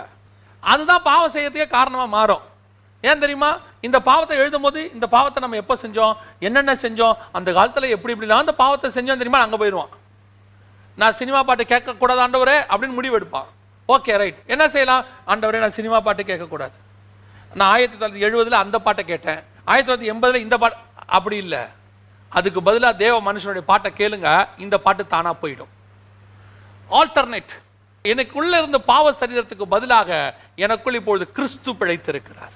எனக்குள்ள கிறிஸ்து வந்துட்டாரு. ஆல்டர்னேட். உள்ளுக்குள்ள இயேசுவை கொண்டு வாங்க. 24 hours இயேசுவோடு கூட வாழ்ற ஒரு இடத்துக்கு வாங்க. அப்படி ஒரு அனுபவத்துக்கு நீங்க வந்து பாருங்க. உங்களுக்கும் கிறிஸ்துவுக்கும் இருக்கிற அந்த ஐக்கியத்தை நீங்க உங்க லைஃப்ல அபியாசப்படுத்த தொடங்கின பிறகு உங்களை அறியாமலேயே இந்த பாவங்கள்லாம் உங்களுக்குள்ள இல்லாமல் இருக்கிறத நீங்க பார்ப்பீங்க. நீங்க விரட்டி இருக்கவே மாட்டீங்க, அது போயிருக்கும், அவ்வளவுதான். அது யூசுவலா நடக்கும். ஒரு பெர்ஃப்யூம் ரூம் ஃப்ரெஷ்னரை நீங்க போட்டீங்கன்னா அது உள்ள இருந்த ஆர்டர் ஸ்மெல் தானாவே போயிருக்கும். அந்த அந்த அந்த துர்நாற்றத்தை நீங்கள் விரட்ட வேண்டாம், ஒரு ஃப்ரெஷ்னரை கொண்டாந்துருங்க, தானாவே துர்நாற்றம் போயிடும். நம்மள நிறைய பேர் என்னுடைய பிரச்சனை என்னன்னா, இந்த பாவத்தை விடணும், அந்த பாவத்தை விடணும், இப்படி பாவத்தை பத்தியே யோசிச்சுட்டு இருக்கிறோம். அதுக்கு பதிலாக கிறிஸ்துவை யோசிங்க. வசனத்தை யோசிங்க, ஒரு பாட்டை பாடிக்கிட்டே இருங்க, ஒரு துதியை சொல்லிக்கிட்டே இருங்க, கிறிஸ்துவை தியானிச்சுக்கிட்டே இருங்க. இது நடக்க நடக்க நடக்க தானா உங்களுக்குள் இருக்கிற அந்த பாவ பிரமாணம் மரித்து சிலுவையில் அறையப்பட்டிருக்கும். உங்களை அறியாமலேயே உங்கள் சரீரம் அந்த பாவத்திற்குள்ளே போகாது, அதை பத்தி நினைக்காது. என்ன காரணம் தெரியுமா? இது ஜென்ம சுபாவம். தாய் பாவத்தில், என் தாய் பாவத்தில் என்னை கர்ப்பம் தரித்தாள்னு சொல்லி தலைமுறை தலைமுறையா வந்தது. அது நமக்குள்ள கிரியை செய்யறதுக்கு நிறைய வாய்ப்பு இருக்கு. நீ அல்ல, திருப்பியும் சொல்றேன், இந்த பாவத்தை செய்வதற்கு காரணம் நீ அல்ல, உனக்குள்ள இருக்க பாவ பிரமாணம். இந்த பாவ பிரமாணத்தை நீ நீக்கணும்னா உனக்குள்ள கிறிஸ்து வரணும், கிறிஸ்து உனக்குள்ளே வாசம் பண்ண தொடங்கணும். இனி நான் அல்ல, எனக்குள் கிறிஸ்துவே வாழுகிறார். அததான் அழகா ஒரு பாட்டு இருக்குது, எனது ஜீவன் கிறிஸ்துவுக்குடனே தேவனுக்குள்ளே மறைந்தது. உள்ள கொண்டு போய் வச்சாச்சு. இனி நான் அல்ல, கிறிஸ்து. அந்த இடத்துக்கு நீங்க வந்து பாருங்களேன். ஒவ்வொரு நாளும் காலையில் எழுந்திரிச்சதுல இருந்து தேவ சமூகத்தில் உங்களை டைம் ஸ்பெண்ட் பண்ணி பாருங்க. பாவத்தை விடணும், ஐயோ காலையில் எழுந்திரிக்கும் போது இந்த பாவம் வந்துருமே அப்படின்னு. அதான் எனக்கு ஒரு நண்பர் இருக்கிறார். அந்த நண்பர் வந்து அவருக்கு வந்து ஒரு சின்ன பிரச்சனை என்னன்னா, எப்போ பார்த்தாலும் அவருக்கு தலைவலி வரும். அந்த தலைவலி வரும், கண்டிப்பா வரும். அவர்கிட்ட அடிக்கடி சொல்லுவேன், நீ அதை நினைக்காத, அதை யோசிக்காத. நம்ம இல்லைனாலும் யோசிக்கும் போது அது வந்துடும். நம்ம அந்த தலைவலி இல்லைனாலும், ஐயோ இன்னைக்கு தலைவலி இல்லையோ அப்படின்னு அது வந்துடும். ஆமா ஐயோ வந்துருச்சு. அதுக்கு பதிலா நீ அந்த தலைவலியே யோசிக்காத, அதை விட்டுட்டு எப்படிங்க முடியும்? அதுதான் கிறிஸ்து நமக்குள்ள வர்றது. அந்த பலகீனத்திலிருந்து கர்த்தர் நம்மை பலமாய் மாற்றுவார். இன்னைக்குள்ள நீ விட முடியாத பாவங்கள்னு கொஞ்சம் இருக்குது. என்னங்க பண்ணணும்? இன்னைக்கு சிலுவையில் அறைய ஒப்பு கொடுங்க. இன்னிலிருந்து உங்களுக்குள்ள கிறிஸ்து வாசம் பண்ண போறார், உங்க வீட்டுக்குள்ள கிறிஸ்து வாசம் பண்ண போறார். ஒரு தடவை நடந்த சம்பவத்தை தான் சொல்றேன். நான் சொல்றதுக்கு ஒன்றும் வருத்தம்லாம் படலை. பல வருஷங்களுக்கு முன்பாக எங்க வீட்டுக்குள்ள டிவி இருந்த காலத்தில், அந்த டிவி இருந்தபோது நிறைய உலக பிரகாரமான காரியங்கள்லாம் பார்க்க ஆரம்பித்தோம். ஒரு நாள் உணர்த்தப்பட்டேன், ஐயோ இது ரொம்ப தப்பு பண்ணுறோமே, இது செய்யக்கூடாது அப்படின்னு. அப்போது எங்கள் வீட்டில் இருக்கவங்ககிட்டயும் சொன்னேன். அப்போது பிள்ளைகளுக்கு கொஞ்சம் வருத்தம், ஐயோ இதெல்லாம் போயிடுச்சுன்னா கார்ட்டூன் பார்க்க முடியாது, அது பார்க்க முடியாது. ஒரு நாள் ஆண்டவர்கிட்ட ஜெபம் பண்ணேன், ஆண்டவரே இதை நான் என் சக்திக்கு மிஞ்சி எடுக்க பார்க்குறேன், இது எடுக்க முடியல, எனக்கு ஒரு வாய்ப்பு கொடுங்க. ஒரு நாள் மழை பெஞ்சிச்சு, நைட்டு ஒரு இடி இடிச்சிச்சு, அதோட டிவி போச்சு. போன டிவி அவ்வளோதான், அதோட தூக்கி அப்படியே போட்டாச்சு. அதுக்கப்புறம் டிவி வாங்கவே கிடையாது, பல வருஷங்களுக்கு வாங்கலை, அப்படியே விட்டுட்டோம். இப்போ டிவி இல்லாமல் பழக்கப்பட்டுருச்சு, டிவியே இல்லாமல் வாழ முடியும்னு ஆகிப்போச்சு. அதுக்கப்புறம் ஒரு சூழ்நிலையில் டிவி வாங்க வேண்டிய ஒரு சிச்சுவேஷன் வந்துச்சு. ஏன்னா நம்ம மெசேஜஸ்லாம் வருது, பார்க்கணும், சிச்சுவேஷன் வந்துச்சு. அப்புறம் டிவி வந்தது. இப்போ கர்த்தருடைய பெரிய கிருபை என்னன்னா, டிவி வந்தது, ஆனால் அந்த பார்க்குற சுபாவம் போயிருச்சு. வெறும் மெசேஜ் மட்டும் பார்க்குறோம். இப்போ என்ன இருக்குது? செட்டாப் பாக்ஸ் கிடையாது, எதுவும் கிடையாது, ஒன்றுமே கிடையாது. வெறும் நம்மளுடைய மெசேஜை மட்டும் ஆன்லைனில் கனெக்ட் பண்ணி பார்த்துக்கிறோம். இதுதான் நான் சொல்ல வரேன். அந்த பிரமாணத்தை உங்களை விட்டு கர்த்தர் முற்றிலுமாய் நீக்கி போடுவார். இது ஒரு உதாரணம். இந்த மாதிரி கர்த்தர் உங்களுக்குள்ளே செய்வார். உங்களுக்குள்ள இருந்து ஆண்டவர் எடுத்து போடுவார். உங்களுக்கு அது அந்த என்ன இருக்கணும்? நான் என்ன சிலுவையில் அறையணும் ஆண்டவரே, இது எனக்கு வேண்டாம் அப்படிங்கிற ஒரு தீர்மானத்தை நீங்க எடுத்து பாருங்க. உங்களிலிருந்து அதை எடுப்பதற்கு கிறிஸ்து உதவி செய்வார். உங்களுக்குள்ள இருக்கிற ஆவியானவர் உங்களுக்கு அந்த உதவியை செய்வார். அவர் வந்து உங்களை பலப்படுத்துவார். ஏன்னா நம்ம பலவீனத்தில் அவருடைய பலம் பூரணமாய் விளங்கும். உங்களால முடியாதுதான், நான் செய்யக்கூடாதுன்னு தான் நினைக்கிறேன். ஆண்டவர் சொல்றாரு, உன்னை அவர் பலப்படுத்துவார். எப்படி வெளியே போச்சு? போகும். எப்படி போச்சு? அதுதான் மிராக்கிள், அது அற்புதம். உனக்குள்ள இருக்கிற அந்த சிந்தனையோ, பிரச்சனையோ, போராட்டமோ, கோபமோ, மூர்க்கமோ, பணத்தாசையோ, பொருளாசையோ, வாட் எவர் இட் இஸ், நீ விரும்ப முதல்ல, ஆண்டவரே நான் சிலுவையில் அறையிறேன், எனக்கு இது வேணாம் ஆண்டவரே, எனக்கு இது வேணான்னு நீ சொல்லி பாருங்க. உங்களை அறியாமலேயே நடக்கும். ஒரு முறை ஒரு சகோதரன் ஒருத்தன் என்னிடத்துல வந்தான். அண்ணே, நான் இப்ப கிறிஸ்துவை ஏற்றுக்கொண்டேன், ஆனா கிறிஸ்துவை ஏற்றுக்கொள்வதற்கு முன்பதாக ஒரு பெண்ணின் மேல் நான் நோக்கமாக இருந்தேன். ரெண்டு பேரும் ரொம்ப விரும்பணும். இப்ப நான் இயேசுவை ஏற்றுக்கொண்டேன். இப்போ அவ வந்துட்டு இயேசுவை அறியல, நான் சொன்னாலும் அவ ஏற்றுக்கொள்ற மாதிரி இல்லை. ஆனா இப்ப நான் அவளோடு கூட சேர முடியாது, எனக்கு நல்லா தெரிஞ்சிருச்சு. நான் ஆவியில் இருக்கா, அவன் மாம்சத்தில் இருக்கா. இப்ப நான் என்னென்ன செய்யணும்? நான் கேட்டேன், நீ என்ன முடிவில் இருக்க? அந்த பெண் வேணும் அப்படிங்கிறியா, கிறிஸ்து வேணுங்கிறியா? அவன் சொன்னா, எனக்கு கிறிஸ்து தானே வேணும். கிறிஸ்து அந்த பெண்ணை எனக்கு வேணான்னு சொன்னா எனக்கு அந்த பெண் வேண்டாம். கிறிஸ்து வேணும்னா நான் எடுத்துக்கொள்றேன். நான் சொன்னேன், நீ கிறிஸ்துவுக்கு இம்பார்ட்டன்ஸ் கொடு. அந்த பெண் உனக்கு வேணாம், அது மாம்சத்தில் இருக்குது அப்படின்னு கிறிஸ்துவ முடிவு பண்ணா அவரே அந்த பெண்ணை உன்னை விட்டு நீக்குவார்னு சொன்னேன். அந்த பையன் ஜெபம் பண்ணான் 3 நாட்கள். எனக்கு தெரியும் 3 நாட்கள் அவன் ஜெபம் பண்ணான். அந்த 3 நாள் அவன் ஜெபம் பண்ணி முடிக்கும் போது அந்த பெண் அவனிடத்துல வந்தாள். வந்து சொன்னா உனக்கு எனக்கு செட் ஆகாது. அவ சொன்ன வார்த்தை, உனக்கு எனக்கு செட் ஆகாது. இப்ப இவனுக்கு ரொம்ப கஷ்டம். ஏன்னா இவன் ஒரு உண்மையா நேசிச்சிருக்கிறாரே, இவருக்கு கஷ்டம். அவன் எப்படி நேசிச்சான்னு தெரியாது. ஆனா அவ ஒரே நாள்ல கட் பண்ணிட்டு போயிட்டான், மொத்தத்தையும் கட் பண்ணிட்டு போயிட்டான். அவன் என்கிட்ட வந்தான், அண்ணே அவன் இப்படி சொல்லிட்டு போயிட்டானே, நீ பண்ண ஜபத்துக்கு கிறிஸ்து பதில் கொடுத்திருக்கிறார், உன்னால் விட முடியாது. ஏன்? அவன் பயந்தான். என்ன சொல்லி பயந்தானா, அண்ணே நான் அந்த பொண்ணு வேணான்னு சொல்லிட்டா, நான் அவளை விட்டு வந்துட்டா, ஒருவேளை அவள் சூசைட் பண்ணி செத்துருவா. சில நேரத்தில் நம்மளே நினச்சிப்போம் இப்படிலாம், இப்படி நெகட்டிவா நடந்துரும், இப்படி ஆயிரும். நான் சொல்றேன், உன்னை விட்டு கிறிஸ்து அதை நீக்க வேண்டும் என்று முடிவு செய்தால் நீ ஒப்புக்கொடு, கர்த்தர் அழகா ஆபரேட் பண்ணி கட் பண்ணுவார். அது ஆண்டவரால் முடியும். உனக்கு உதவி செய்வதுக்கு ஆண்டவர் அதை செய்வார். அதான் இன்னைக்கு நடக்கும். இன்னைக்கு நிறைய பேர் என்ன சொல்லி தெரியுறானா, நீ லவ் பண்ற பொண்ணையே கிறிஸ்து உனக்கு தருவாருன்னு துருபதேசம் சொல்லி தெரியுறான். நல்லா தெரிஞ்சுக்கொள்ள, மாம்சத்தை தூண்டுகிறவர் கிறிஸ்து அல்ல, மாம்சத்தை கட் பண்ணுகிறவர் தான் கிறிஸ்து. சிலுவையில் அறைய ஒப்புக்கொடு. உன்னை விட்டு நீக்க முடியாத பாவங்களை நீக்க நீ விரும்பியும் உன்னால போகாது. ஐயோ போனா பிரச்சனை வருமா, இப்படிலாம் நீ எதெல்லாம் நினைக்கிறியோ, கிறிஸ்து உன்னை விட்டு கட் பண்ணி தூக்குவார். இனி நீ அல்ல, உனக்குள் கிறிஸ்து வாசம் பண்ணுவார்.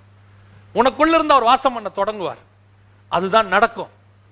அதுக்கப்புறம் உன்னை பார்க்கிறவர்கள் கிறிஸ்துவை பார்க்க தொடங்குவார்கள். இப்ப நீ மாடலா மாறிடுவேன். இப்ப யோசிச்சு பாருங்க, நம்மளை பார்க்கறவங்களா கிறிஸ்துவை பார்ப்பாங்க. நீ பேசினா சொல்லுவாங்க இது கர்த்தருடைய வார்த்தை. நீ வந்தா சொல்லுவாங்க ஒரு தேவ பிரசன்னம் இருக்கு. நீ வரணும்னு அவங்க விரும்புவாங்க. காரணம், நீங்க வந்தீங்கன்னா அந்த இடத்துல ஒரு காட்ஸ் பிரசன்ஸ் இருக்குது. காரணம் என்ன? கிறிஸ்து உனக்குள் வாசம் பண்ண தொடங்கிட்டார்னு அர்த்தம். ஒரு நாள் காலத்துல நீ போய் உட்காந்தீங்கன்னா, நீ வரத ஒரு கூட்டம் விரும்புச்சு. எப்படி? அங்க வந்தா ஜாலியா இருக்கும், அந்த இடம் பயங்கர ஜாலியா போவோம், நல்லா அரட்டடிப்பாங்க அப்படின்னு. ஆனா அந்த கூட்டம் போய் இப்ப எந்த கூட்டம் வரும் தெரியுமா? நீ வந்தினா வசனம் பேசுவ, நீ வந்தினா அங்க ஒரு தேவ பிரசன்னம் இருக்கும், நீ வந்தினா வசனத்துல ஒரு வெளிப்பாடு கிடைக்கும், நீ அந்த இடத்துல வந்தினா ஒரு தீர்க்க தரிசனம் கிடைக்கும். உன் கூட பேசிக்கிட்டே இருந்தா உங்களுக்கு உள்ளுக்குள்ள இருக்கிறதான கவலைகள் போய் ஒரு சமாதானம் வரும். இப்படி கிறிஸ்து உனக்குள்ளே வாசம் பண்ண தொடங்குவார். இதுதான் நீ மாடலா மாறுறதுக்கு அடையாளம். உன்னை மாம்ச பிரகாரமா ஒரு கூட்டம் தேடுதுன்னா உனக்குள் இன்னும் பாவ பிரமாண கிரியை செய்யுதுன்னு அர்த்தம். நீ வாப்பா, நீ இல்லாம போர் அடிக்குது, நீ வந்தா கொஞ்ச நேரம் டென்ஷன்லாம் போய் ஒரு மணி நேரம் ஜாலியா இருக்கலாம்னு கூப்பிடுறானா உனக்குள் பாவ பிரமாண கிரியை செய்யுதுன்னு அர்த்தம். அதே நேரத்துல நீங்க வாங்க, நீங்க வந்தீங்கன்னா கொஞ்ச நேரம் வசனம் பேசலாம், எனக்கு ரொம்ப ஆவிக்குரிய வாழ்க்கையில நான் ரொம்ப விழுந்த நிலைமையில இருக்கிறேன், நீங்க வந்துட்டு போனீங்கன்னா கொஞ்சம் யூஸ்ஃபுல்லா இருக்கும். நான் எத்தனையோ ஊழியக்காரங்களை பத்தி கேள்விப்பட்டிருக்கிறேன். அவங்க ரொம்ப சிம்பிளா தான் இருப்பாங்க. ஆனா அவங்க கிட்ட இருக்கிற சாட்சி என்ன தெரியுமா? அவர் வந்துட்டு போனாருன்னு சர்ச்சு பலப்பட்டுச்சு, அவர் வந்துட்டு போனாருன்னு சர்ச்சு விசுவாசத்துல வளர்ந்துச்சு, அவர் வந்துட்டு போனாரு, ஒரு 10 பேர் ஞானஸ்தானத்துக்கு ஒப்பு கொடுத்தாங்க. சில ஊழியக்காரங்க வந்துட்டு போவாங்க, அந்த ஏரியாவே அல்லோகோல பட்டிருக்கும், 10,000 பேர் வந்திருப்பாங்க, ஆனா சர்ச்சில் மாற்றம் இருக்காது. வெச்சோம் ஒரு ஊழியர் சொன்ன சாட்சியை நான் உங்களுக்கு சொல்றேன். லட்சக்கணக்கில் செலவு பண்ணி ஒருத்தரை வச்சு மீட்டிங் வச்சேன், எனக்கு ஒரு பிரயோஜனமும் இல்லை. ஆனா கூட்டம் வந்துச்சு, அவரை பார்க்க கூட்டம் வந்துச்சு. நான் அன்னைக்கு ஒரு முடிவு எடுத்தேன், இனி அவரை வச்சு மீட்டிங் வைக்கிறது இல்லை. அவரை மட்டும் இல்லை, யாரை வச்சு மீட்டிங் வைக்கிறது இல்லை. ஏன்? கூட்டம் வருது, ஜனங்க சந்தோஷமா அவரை பார்க்கறாங்க, முடியும் போது முண்டி அடிச்சுக்கிட்டு போய் ஜபத்துக்கு நிக்கிறாங்க, அவரும் எல்லாருக்கும் ஜெபம் பண்றாரு, எல்லாம் ஓகே தான். ஆனா what is the end of the day? Result என்ன? ரிசல்ட் இல்லை. காரணம், அங்கே கிறிஸ்து இல்லை, அங்க மாம்சம் இருக்கு. ஆனா ஒரு சில ஊழியர் அவர் சொன்னாரு, ஒரு சிலரை கூட்டிட்டு வந்தேன், அவங்கள வச்சு நான் மீட்டிங்லாம் வைக்கல, என் சர்ச்சுக்குள்ளேயே தான் வச்சேன். ஆனா என் சர்ச்சில் அன்னைக்கு ஒரு பெரிய மாற்றம், என் சபை அதுக்கப்புறம் ஆவிக்குரிய வாழ்க்கையில மாற்றமாகி இன்னைக்கு வேற இடத்துல இருக்குது. அதுதான் உனக்குள்ள இருந்து கிறிஸ்து கிரியை செய்கிறது. நீ மாடலா மாறுறேன்னு அர்த்தம். இதை விரும்பணும். ஆண்டவரே, நீர் எனக்குள்ள இருந்து வாசம் பண்ணணும். ஆண்டவரே, நீங்க எனக்குள்ள இருந்து கிரியை செய்யணும். ஆண்டவரே, இனி நான் அல்ல, கிறிஸ்து எனக்குள் பிழைத்திருக்கிறார். கிறிஸ்து உனக்குள்ள இருந்தா உன் பார்வை மாறும், கிறிஸ்து உனக்குள்ள இருந்தா உன் பேச்சு மாறும். கிறிஸ்து உனக்குள்ள இருந்தா எப்படி இயேசு உட்காந்து எங்கேயா அரட்டை அடிப்பாரா? யோசிச்சு பாருங்க. சீஷர்களை கூட்டிட்டு வாங்கப்பா, போய் ரிலாக்ஸா போய் நம்ம ஒரு ஹோட்டல்ல போய் உட்காந்து கொஞ்ச நேரம் டென்ஷன் போக சாப்பிட்டுட்டு வருவோம் கூப்பிடுவாரா? அவர் என்ன பண்ணுவார் தெரியுமா? நீங்கெல்லாம் சாப்பாடு வாங்க போங்கப்பா, ஏன் இங்க ஒரு ஆத்மா சந்திக்க வேண்டியிருக்கு சமாரஸ் தெரிய, நான் அதுக்குள்ளே சந்திச்சுட்டு வந்துடுறேன். இவர்கள் சாப்பாடு வாங்க போயிருந்தார்கள், அதுக்குள்ளே ஒரு ஆத்மா ரட்சிக்கப்பட்டாரு, அது மூலமா ஒரு கிராமமே வந்துருச்சு. இப்படித்தான் நீங்களும் நானும் இருப்போம். நான் ரொம்ப யோசிப்பேன், ஏன் இயேசு பேசினதெல்லாம் வசனமாச்சு, ஏன் இயேசு பேசுனதெல்லாம் பைபிள் ஆச்சு? ஏன் பவுல் எழுதுனதெல்லாம் பைபிளா மாறிடுச்சு? அவர் சும்மா லெட்டர் எழுதுறாரு. நீங்க யோசிச்சு பாருங்க, எபேசு சபைக்கு லெட்டர் எழுதுறாரு. அவர் உட்காந்துக்கிட்டு ஒரு ஜெயிலில் உட்காந்துக்கிட்டு ஒரு லெட்டர் எழுதுறாரு. நீங்களும் நானும் எவ்வளோ எழுதியிருக்கிறோம், நம்ம வீட்டில் எவ்வளோ டைரி இருக்கு, எவ்வளோ விஷயங்கள் எழுதி வச்சிருக்கிறோம், எத்தனை காரியங்களை நம்ம பேப்பர்ல எழுதியிருக்கிறோம். ஏதாவது பைபிள் ஆச்சா பார்த்தீங்களா? எல்லாமே எங்கேயோ காத்துல போயிருச்சு. ஆனா அவர் எழுதுனது, அவர் புக்கு போடல. அதான் ரொம்ப முக்கியம். இன்னைக்கு நம்மளே புக்கு போட்டுக்கிறோம், அது வேற விஷயம். அவர் புக்கு போடல. அவர் வந்துட்டு edited by, published by, copyright owned by அப்படின்லாம் எதுவுமே போடல. அவர் சும்மா எழுதுறாரு. பாருங்கள், நான் எவ்வளவா எழுதுனேன், சும்மா இருக்க நேரத்தில் எழுதுறாரு. ஆனா எப்படி அது மட்டும் பைபிளா மாறிடுச்சு? அவர் நல்லா எடுத்துக்கொள்ளுங்க. இதே மாதிரி நிறைய பேர் எழுதியிருக்கிறாங்க பழைய ஏற்பாட்டில். சாலமோன் எழுதினது உன்னத பாட்டு, பிரசங்கி எல்லாம் பைபிள் ஆயிருச்சு. சாலமோன் ஞானம்னு ஒண்ணு இருக்கு, அது பைபிளா மாறல. எஸ்ரா எழுதினதுலயே ஒரு சில புக்கு உள்ள வந்துருச்சு, ஒரு சில புக்கு உள்ள வரல. ஏன்? நீங்க என்ன எழுதுறீங்கன்றது ரெண்டாவது, உங்களுக்குள்ள இருந்து ஆவியானவர் எழுதணும். நீங்க எப்படி மாறி அதை எழுதுறீங்கன்னு ஆவியானவர் பார்க்கிறாரு. அந்த ஆவியானவர் எழுதுனது மட்டும்தான் பைபிளா மாறும். ஆவியானவர் உங்களுக்குள்ள இருந்து பேசுறது மட்டும்தான் வேத வாக்கியமா மாறும். இயேசு பேசுறது எல்லாம் வசனம். ஏன்னா அத்தனையும் பரலோகம் சொல்லி அவர் பேசுறாரு. மாம்சம் அவருக்குள்ள வெளிப்படவே இல்லை. பிதா எனக்கு என்ன சொன்னாரோ அதை நான் பேசினேன். பவுல் அப்படித்தான்.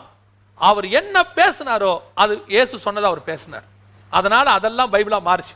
அதெல்லாம் அந்த மாதிரி உங்க வாழ்க்கையிலையும் என் வாழ்க்கையிலையும் நீங்களும் நானும் பேசுறது ஒரு வேதமா மாறுற அளவுக்கு, ஒரு இருதயத்தை உடைச்சி திருத்துற அளவுக்கு, லீதியாளின் இருதயத்தை திறக்கிற அளவுக்கு நீங்க ஒரு லெட்டர் எழுதுறீங்கன்னா ஒரு சபை மாறணும். இன்னைக்கு எழுதுறாங்க சிலர், அதாவது பவுல் எழுதுன மாதிரி அவங்களும் ட்ரை பண்ணுவாங்க. அவர்களுக்கு எழுதுகிறதாவது இவர்களுக்கு எழுதுகிறதாவதுன்னு எழுதுறாங்க. ஆனா அதெல்லாம் பவுல் எழுதின மாதிரி பைபிளா மாறல பாருங்க. ஏன் தெரியுமா? பவுல் வெறும் லெட்டரா எழுதல, அவர் மாடலாகி எழுதுறாரு. கிறிஸ்து அவருக்குள்ள தரித்து சிலுவையில் அறையப்பட்டு அதற்கு பிறகு எழுதுறாரு. எழுதுறதெல்லாம் பைபிளா மாறிச்சு. நீங்களும் நானும் அப்படி ஒரு இடத்துக்கு வரணும். நமக்குள்ள இருக்கிற மனுஷனை சாகடிச்சு நமக்குள்ள இருக்கிற கிறிஸ்து வெளிப்பட்டு, இனி நான் அல்ல கிறிஸ்து எனக்குள் பிழைத்திருக்கிறான்ற இடத்துக்கு வந்தபோது நீ பேசுறது எல்லாம் பைபிளா மாறும். நீ பேசும்போது எதிரில் உள்ளவங்களோட இருதயத்தை கர்த்தர் திறப்பார். நீ எழுதுறது எல்லாம் அவங்க வாழ்க்கையில வேதமாக மாறும். அவன் சொல்லுவான், பாஸ்டர் இப்படி ஒரு வார்த்தை நீங்க சொன்னீங்க பாஸ்டர், அது என் வாழ்க்கையை மாத்துச்சு. பிரதர் அன்னைக்கு நீங்க சும்மா சாதாரணமா தான் ஒண்ணு சொன்னீங்க, ஆனா அது என் வாழ்க்கையில ஒரு பெரிய மாற்றத்தை கொண்டு வந்துச்சுன்னு சொல்லுவாங்க. காரணம் உனக்குள்ள இருக்கிற கிறிஸ்து. அதான் இம்பார்ட்டன்ட். நீங்க பார்க்கணும், என் மாம்சம் சாகுதா, கிறிஸ்து எனக்குள் பிழைத்திருக்கிறாரா? கடைசியாக ஒரே ஒரு வசனம் அதை வாசித்து நான் காரியத்தை சொல்லி முடிக்க விரும்புகிறேன். இப்போ பவுல் மாடலா மாறிட்டார். நான் கிறிஸ்துவை பின்பற்றுகிறது போல என்னை பின்பற்றுங்கிற இடத்துக்கு அவர் வந்துட்டார். இப்போ கடைசியா ஒன்று அவர் செய்யறாரு. வாசிங்க 2 தீமோத்தேயுவின் புஸ்தகம் 4ஆம் அதிகாரம் 6வது வசனத்தை வாசி. 2 தீமோத்தேயு 4:6 வாசி. ஏனென்றால் நான் இப்பொழுதே பானபலியாக வார்க்கப்பட்டு போகிறேன், நான் தேகத்தை விட்டு பிரியும் காலம் வந்தது. நல்ல கவனிங்க. இப்போ அவரு சிலுவையில் அரைஞ்சிட்டாரு. இப்போ பாவ சரீரம் போய் இதே சரீரத்துக்குள்ள பரிசுத்தமா வாழ தொடங்குறாரு. கிறிஸ்து வெளிப்படுறாரு. இப்ப கடைசியா அவர் சொல்றாரு, என் தேகத்தை விட்டு பிரியும் காலம் எனக்கு வந்தது. இதுதான் ரொம்ப இம்பார்ட்டன்ட். நீங்க ஒரு நல்ல மாடலா இருக்கணும்னா, நீங்க உங்களுடைய சரீரமா இருக்கட்டும், உங்க ஆத்மாவா இருக்கட்டும், பரலோகத்துக்கு போறதையே வாஞ்சிக்கிட்டு இருக்கோம். எப்போ போவோங்கிற எண்ணம் வந்துகிட்டே இருக்கும். இந்த பூமிக்குரியதுல நான் இத்தனை வருஷம் வாழணும்னு நீ ஆசைப்பட்டினா நீ மாடலா மாற முடியாது. எப்போ பரலோகத்தை பார்க்கணுங்கிற ஆசை வருதோ, என்னை விட்டுருங்கப்பா நான் போறேன், என்னை விட்டீங்கன்னா நான் போயிடுவேங்கிறார் அவர். அவர் மட்டும் இல்ல, இந்த மாதிரி மாடலா வாழ்ற எல்லாருமே. இப்போ பேதுருவும் பாருங்க, வாசிங்க 2 பேதுருவின் புஸ்தகம் 1ஆம் அதிகாரம் 13வது வசனம் வாசி. 2 பேதுருவின் புஸ்தகம் 1ஆம் அதிகாரம் 13வது வசனம். நம்முடைய கர்த்தராகிய இயேசு கிறிஸ்து எனக்கு அறிவித்தபடி நான் என் கூடாரத்தை விட்டு போவது சீக்கிரத்தில் நேரிடும் என்று அறிந்து. இப்ப நல்லா கவனிங்க, இவரும் சொல்றாரு என் கூடாரத்தை விட்டு போகிறது. இப்ப நமக்கு இப்படி ஒரு காரியம் சொன்னா நம்ம என்ன பண்ணுவோம்? நம்ம ஆண்டவர் வந்து உன்னை புறப்புற காலம் வந்துருச்சுப்பா, ரெடி பண்ணிக்க பவுல், போதும் ஃபினிஷ் பண்ணிடு ஓட்டத்தை, போலாம். பேதுருவ சொல்றாரு, போதும் பேதுரு ஓட்டம் முடிஞ்சிருச்சு, வாப்பா போலாம். நம்மளா தான் என்ன பண்ணுவோம்? அப்படியே கத்தி கதறி அழுது பிள்ளைகள் எல்லாம் கூப்பிட்டு ஆண்டவர் உடனே பிள்ளைகள்லாம் அழுது அவர் சொல்றாரு, எவ்வளவு சீக்கிரம் இந்த பூமியை விட்டு நான் போக விரும்புகிறேனோ அவ்வளவு சீக்கிரம் நான் போக விரும்புகிறேன். காரணம் என்ன தெரியுமா? நான் இந்த உலகத்தில் வாழ்வதற்காக அழைக்கப்படவில்லை, நான் அங்கே வாழ்வதற்காக அழைக்கப்பட்டிருக்கிறேன். நான் ஒரு வேலையை செய்யறதுக்கு இந்த பூமிக்கு வந்தேன். என்ன ஆண்டவர் இந்த பூமிக்கு அனுப்புனதுக்கு நோக்கம் ஒரு டார்கெட், ஒரு ப்ராஜெக்டை கொடுத்து எனக்கு அனுப்புனாரு. நான் அதை அச்சீவ் பண்ணணும். நான் அட்டைன் பண்ணி முடிச்ச பிறகு நான் இங்கே இருக்க வேண்டிய அவசியம் இல்லை. நீங்கள் நிறைய பேருக்கு என்னன்னா, உங்கள் ஆண்டவர் எதுக்கு அனுப்புனாரு? நம்ம வாழ்ந்தோம், ஒரு கல்யாணம் பண்ணோம், பிள்ளைகள் பிறந்தாங்க, பேர பிள்ளைகளை பார்த்தோம், அவங்களுக்கு கொஞ்சம் சேர்த்து வச்சோம். இப்போ நான் ஒரு நல்ல ஃபாதர், நான் ஒரு நல்ல கிராண்ட் ஃபாதர், என் வாழ்க்கை முடிஞ்சிருச்சு, என் பிள்ளைகள் என்னை பாராட்டுவார்கள், என்னுடைய பேர பிள்ளைகள் என்னை பாராட்டுவார்கள், நான் இப்போ நிம்மதியாக கண்ணை மூடினா நல்லா இருக்கும் அப்படின்னு ஒரு 70 வயசுல யோசிப்போம். 35 வயசுல, 40 வயசுல, 45 வயசுல நான் போனா போதும், நான் வந்த வேலை முடிஞ்சிருச்சு. பவுல் இன்னொரு இடத்துல சொல்றாரு, நான் போகிறதை நான் விரும்புகிறேன், நான் போகணும்னு ஆசைப்படுறேன், நான் தேகத்தில் இருப்பது உங்களுக்கு பிரயோஜனமா இருக்கணுமே இருந்துட்டு இருக்கிறேன். எப்படி யோசிச்சு பாருங்க, இந்த உலகத்தை விட்டு போறது. நீ ஒரு நல்ல மாடல்னா என்ன அர்த்தம் தெரியுமா? உன் ஒர்க்கை முடிச்சுட்டு போகணுன்ற ஆசை உனக்கு இருக்கணும். இந்த பூமியை விட்டு எவ்வளவு சீக்கிரம் போகணுங்கிற ஆசை இருக்கணும். இந்த உலகத்தை நேசித்து பூமியில வாழணும்னு நினைக்கிறவன் நல்ல மாடல் கிடையாது. சீக்கிரம் என் தேவனை பார்க்கணும், எனக்கு ஒன்று நியமிக்கப்பட்டிருக்கிறது, அதை நான் வாஞ்சியை தொடர்கிறேன். எனக்கு ஒரு ஜீவ கிரீடம் வைக்கப்பட்டிருக்கிறது, எனக்கு ஒரு ஜீவ விருட்சம் வைக்கப்பட்டிருக்கிறது, நான் அவரை முகமுகமாய் தரிசிக்க போகிறேன், நித்திய நித்தியமாய் அவரோட கூட வாழ போகிறேன். எவ்வளவு பெரிய ஆசை பாருங்க. இந்த ஆசையில தாங்க நம்ம லைஃபே இருக்கணும். இங்க எப்படியாவது ஒரு வீடு கட்டிடணும், எப்படியாவது ஒரு கார் BMW வாங்கிடணும், எப்படியாவது ஒரு ரோலெக்ஸ் வாட்ச் ஒன்று வாங்கி என் லைஃப்ல எப்படியாவது அந்த செல்போனை வாங்கிடணும். நான் சொல்றது ஆவிக்குரியவர்களே, உலகத்தார் இல்லை. உலகத்தாருக்கு கூட அந்த ஆசை இல்லைங்க. நிறைய உலகத்தார் பணம் அதிகமா வர வர அதை வெறுக்கிறான். நம்ம ஆட்கள் பணம் வர வர இன்னும் அதை நேசிக்கிறாங்க. அந்த நம்பர்ல என்னதான் இருக்குன்னே தெரியல. பேங்க்ல இவ்வளவு இருக்குன்னு கேட்கறதுல அவங்க காதுல ஒரு பெரிய சந்தோஷம். இத்தனை கோடி ரூபாய் இருக்கு அப்படின்னு கேட்கறதுல ஒரு பெரிய சந்தோஷம். அதை யூஸ் பண்றாங்கன்னா அத்தனை கோடி யூஸ் பண்ண போறது இல்லை. அதே சாப்பாடு தான். இன்னும் போனா போக போக சாப்பாடு வேற குறைஞ்சிருது. பாடியை ஃபிட்டா வச்சுக்கிறோன்னு காலையில டயட்டு, மத்தியானம் டயட்டு, நைட்ல டயட்டு, சாப்பாடை குறைச்சிக்கிட்டே போகுது வாழ்க்கை போக போக போக. ஆனா அந்த நம்பரை கேட்கறதுல மட்டும் ஆசை இருக்கு. அந்த நம்பர் குறைஞ்சிடக்கூடாது. போன வருஷம் பேலன்ஸ் எவ்வளோப்பா, இன்கம் டேக்ஸ் எல்லாம் போய் எவ்வளோ பேலன்ஸ் இருக்கு டெபாசிட்? போன வருஷம் 150 கோடி ரூபா, இந்த வருஷம் 125 கோடி ரூபா. ஏன் 25 கோடி குறைஞ்சிருச்சு? உடனே மனசுல வருத்தம். அந்த நம்பரை கேட்கறதுல என்ன இருக்கு? இன்னைக்கு சாப்பிட்டோமா, இந்த நிமிஷம் கிறிஸ்து வந்தால் நான் போகணும். எப்போ எனக்கு அந்த பெல் அடிக்கும், எப்போ எனக்கு அந்த உத்தரவு கிடைக்கும், எப்போ ஆண்டவரே என்னை கூப்பிடுவீங்க? உங்க ஆத்மா அதை வாஞ்சிக்கணும். நீ ஒரு நல்ல மாடலா இருந்தா உலகத்தை நேசிக்க மாட்டீங்க, உலகத்துல வாழ்றதை நேசிக்க மாட்டீங்க. எனக்கு ஒரு ஆண்டவர் ஒரு வேலை கொடுத்தாரு, அதை நான் முடிச்சுட்டு கிளம்பணும். அது என்ன வேலையா வேணா இருக்கட்டும். நான் சொல்றது உலக வேலை இல்லை, உங்களை அனுப்பின பரலோகத்தினுடைய வேலை. அதை நான் முடிக்கணும். முடிச்சேன், நான் உங்களை சந்திக்கணும் ஆண்டவரே. உன் இருதயம் எப்போ அது மேல வாஞ்சியா இருக்குதோ அதை விட்டுட்டு ஆண்டவர் உங்களை ஒரு சபை கொடுத்துருக்கிறாரு, இல்லை ஒரு ஊழியம் கொடுத்துருக்கிறாரு, உடனே இந்த ஊழியத்தை அப்படியே இன்னும் பல நாடுகளுக்கு பெருக்கி, எல்லா ஊழியத்தை பார்த்துக்கலாம், பெரிய ஊழியம், எல்லா தலைநகரத்திலும் எனக்கு ஒரு ஆஃபீஸ், எல்லா நாட்டிலையும் நமக்கு ஒரு சர்ச் இப்படி இருக்கணும், நம்ம பிரான்ச்சில் 1000 வைக்கணும். எதுக்கு? இது விஷனா கொடுத்தாருன்னா ஓகே. இப்படி ஒரு விஷன் அவர் கொடுப்பாருன்னு எனக்கு தெரியாது. ஆனா அவர் ஒரு வேளை உங்களுக்கு சொல்லி இருந்தார், அவர் சொல்லி இருந்தாருன்னா ஓகே. இவங்களே டிசைஷன், என் வாழ்நாளைக்குள்ள இதெல்லாம் பண்ணி முடிக்கணும். யார் சொன்னா அப்படி? ஆண்டவரே, இன்னைக்கு வரைக்கும் எனக்கு என்ன வேலை வச்சிருக்கீங்களோ அதை நான் செஞ்சு முடிச்சேன், இன்னும் என்ன வேலை இருக்கோ நான் முடிக்கணும். போயிட்டு தானியேல் கேட்கிறார் ஆண்டவரை பார்த்து, இந்த நாட்களை குறித்து அறிவதற்கு நான் ஆவலா இருந்தேன் அப்படின்னு சொல்லி 12ஆம் அதிகாரம் தானியேல்.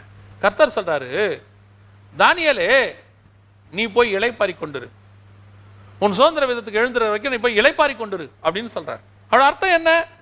போதும், மினிஸ்ட்ரி முடிஞ்சிருச்சு, நீ போலாம், போ, நீ போய் ரெஸ்ட் எடு. அந்த மாதிரி தான் ஆண்டவர் நம்மளை சொல்லணும். முடிச்சாச்சுப்பா, நீ கிளம்பி வா. அந்த மாதிரி ஒரு ஆசை உங்களுக்கு எனக்கும் வரணும். இந்த இம்மைக்குரியது மேல, இந்த எதிர்காலத்தின் மேல, பேர பிள்ளைகளுக்கு சேர்த்து வைக்கிறதுக்கு மேல இருக்குன்னா நீங்க ஒரு நல்ல ரோல் மாடலா மாறவே முடியாது. ஒரு ஆவிக்குரிய மாடலா மாறணும்னா முதல்ல உங்களை நீங்க சிலுவையில் அறைய ஒப்பு கொடுங்க. ரெண்டாவது, உங்களுக்குள்ள கிறிஸ்து பிழைத்திருக்கணும். கடைசியா நான் எப்ப இந்த பூமியை விட்டு போவேங்கிற ஆசை இருக்கணும். அப்படி இருந்ததை பவுல் தான் சொல்றாரு, நான் கிறிஸ்துவை பின்பற்றுகிறது போல நீங்கள் பின்பற்றுங்கள். இது மூணு அவர்கிட்ட அந்த குட் குவாலிட்டி. அந்த ஃபாலோக்கு தான் சிலரை மாடலா வச்சுட்டு போறாராம். ஒரு சிலரை உங்களுக்கு நான் மாடலா வைக்கிறேன். பிலிப்பியர் 3:17 சொல்றாரு, சகோதரரே நீங்கள் என்னோடு கூட பின்பற்றுகிறவர்களாகி நாங்கள் உங்களுக்கு வழிகாட்டுகிறபடி நடக்கிறவர்களை மாதிரியாய் நோக்குங்கள். நாங்க என்ன சொல்றோமோ அதன்படி ஒரு கூட்டம் நடக்குது, அவங்கள மாடலா வச்சுக்கோங்க. இன்னைக்கு நீங்களும் நானும் அந்த மாடலா மாறணும். இதுக்கு ஒரு நல்ல அதுக்கு ஒரு பிரமாணம் தான் இந்த பைபிள். இது நல்லா படிச்சு இந்த அப்போஸ்தலர்கள் எப்படி வாழ்ந்தாங்களோ அப்படி வாழும்போது இனி நான் அல்ல, இனி எனக்குள் கிறிஸ்துவை பிழைத்திருக்கிறார். இந்த உலகம் எனக்கு அல்ல, இந்த இம்மைக்குரியது அல்ல. இன்னைக்கு சாப்பிட்றதுக்கு சாப்பாடு இருக்கு, போடுறதுக்கு ட்ரெஸ் இருக்கு, நாளைக்கு அதை நாளைக்கு தானே பார்த்துக்கோ. அதை பார்த்துப்பாரு. இன்னைக்கு நடத்தின ஆண்டவர் நாளைக்கு நடத்துவார். இன்னைக்கு இவ்வளோ கொடுத்தாரு, நாளைக்கு அதையும் கொடுப்பாரு. இல்லைங்க இன்னைக்கு ஒன்றும் தேவையில்லை, நாளைக்கு பிள்ளைக்கு ஃபீஸ் கட்டணும், 50,000 தேவைப்படும், அதை நாளைக்கு கொடுப்பாரு. இன்னைக்கு கொடுத்த ஆண்டவர் அதையும் கொடுப்பார். எத்தனை லட்சம் ஆனாலும் கொடுப்பார் தேவை இருந்தார். ஆனால் உங்களுக்கும் எனக்கு என்ன தோணும் தெரியுமா? நான் சீக்கிரம் உங்ககிட்ட வந்துடணும் ஆண்டவரே, சீக்கிரம் உங்களை சந்திக்க வரணும், அந்த எண்ணம் வரணும். அதான் பவுலுக்கு இருந்துச்சு. இதுதான் ஒரு நல்ல மாடலோட அடையாளம். நம்ம ஜெபம் பண்ண போகிறோம். சர்வ வல்லமையுள்ள எங்கள் தகப்பனே, இந்த அருமையான காலை வேளைக்காக உமக்கு நன்றி. நாங்கள் உம்மை பின்பற்றுகிறவர்களாக, நாங்கள் உம்மை பின்பற்றி நீர் சொன்னதை அப்படியே கேட்டு நீர் விரும்புகிறபடி எங்கள் மாம்சங்களை சிலுவையில் அறைந்து நாங்கள் ஆவியிலே பிழைத்து இந்த மாம்சத்தில் இருந்தாலும் இனி எங்கள் மாம்சம் அல்ல, எங்களுக்குள் இருக்கிற கிறிஸ்துவே எங்களுக்குள் கிரியை செய்திருந்த பாவ பிரமாணத்தை உடைத்தெறிந்து போட்டு எங்களுக்குள் கிரியை செய்கிற கிறிஸ்துவின் பிரமாணத்தை, பிழைத்திருக்கிற கிறிஸ்துவை, எங்களுக்குள்ளே உயிர்த்தெழுந்த கிறிஸ்துவின் வல்லமை எங்களுக்குள்ளே கிரியை செய்ய கிருபை பாராட்டுவீராக. ஆண்டவரே, அநேகருக்கு நீர் எங்களை முன்மாதிரியாய் வைத்திருக்கிறேன். எங்களால் ஒருவன் இடல் அடைந்தான் என்று இருக்கக்கூடாது ஆண்டவரே. எங்களால் ஒருத்தன் பரலோகத்துக்கு வந்தான்னு இருக்கணும். எங்களால கொஞ்சம் பேர் கிறிஸ்துவ விட்டு போனாங்கன்னு இருக்கக்கூடாது ஆண்டவரே. எங்களால கொஞ்சம் பேர் கிறிஸ்துவ கிட்ட வந்தாங்கன்னு இருக்கணும். உங்களால தான் இந்த கிறிஸ்தவத்தை விட்டே நான் போனேன்னு ஒரு சிலர் சொல்லிட்டாங்கன்னா ஆண்டவரே, அதை விட மோசமான சாட்சி வேற ஒண்ணுமே இல்லை. எங்க வாழ்நாள் எல்லாம் நாங்க ஒரு மாடலா, ஒரு நல்ல மாதிரியா, அநேகருக்கு சாட்சியா நிற்க கிருபை பாராட்டு. எங்களால எத்தனை பேர் வந்தாங்கன்னு இருக்கணும். எங்களால ஒருத்தர் கூட உங்களை விட்டு போயிடக்கூடாது தகப்பனே. இடர்களுக்கு உண்டாக்குற கல்லா நாங்க இருக்கவே கூடாது. அநேகருக்கு வழிகாட்டுகிற கல்லாக, கிறிஸ்துவினண்டை திருப்புகிற ஒரு கல்லாக நாங்க மாற எங்களுக்கு கிருபை பாராட்டும். உடைய மகிமையுள்ள கரத்தில் எங்களை தாழ்த்துகிறோம். இதை கேட்கிற ஒவ்வொருத்தரும் அப்படி மாறுவார்களாக. நீர் மாத்திரம் மகிமைப்படும்.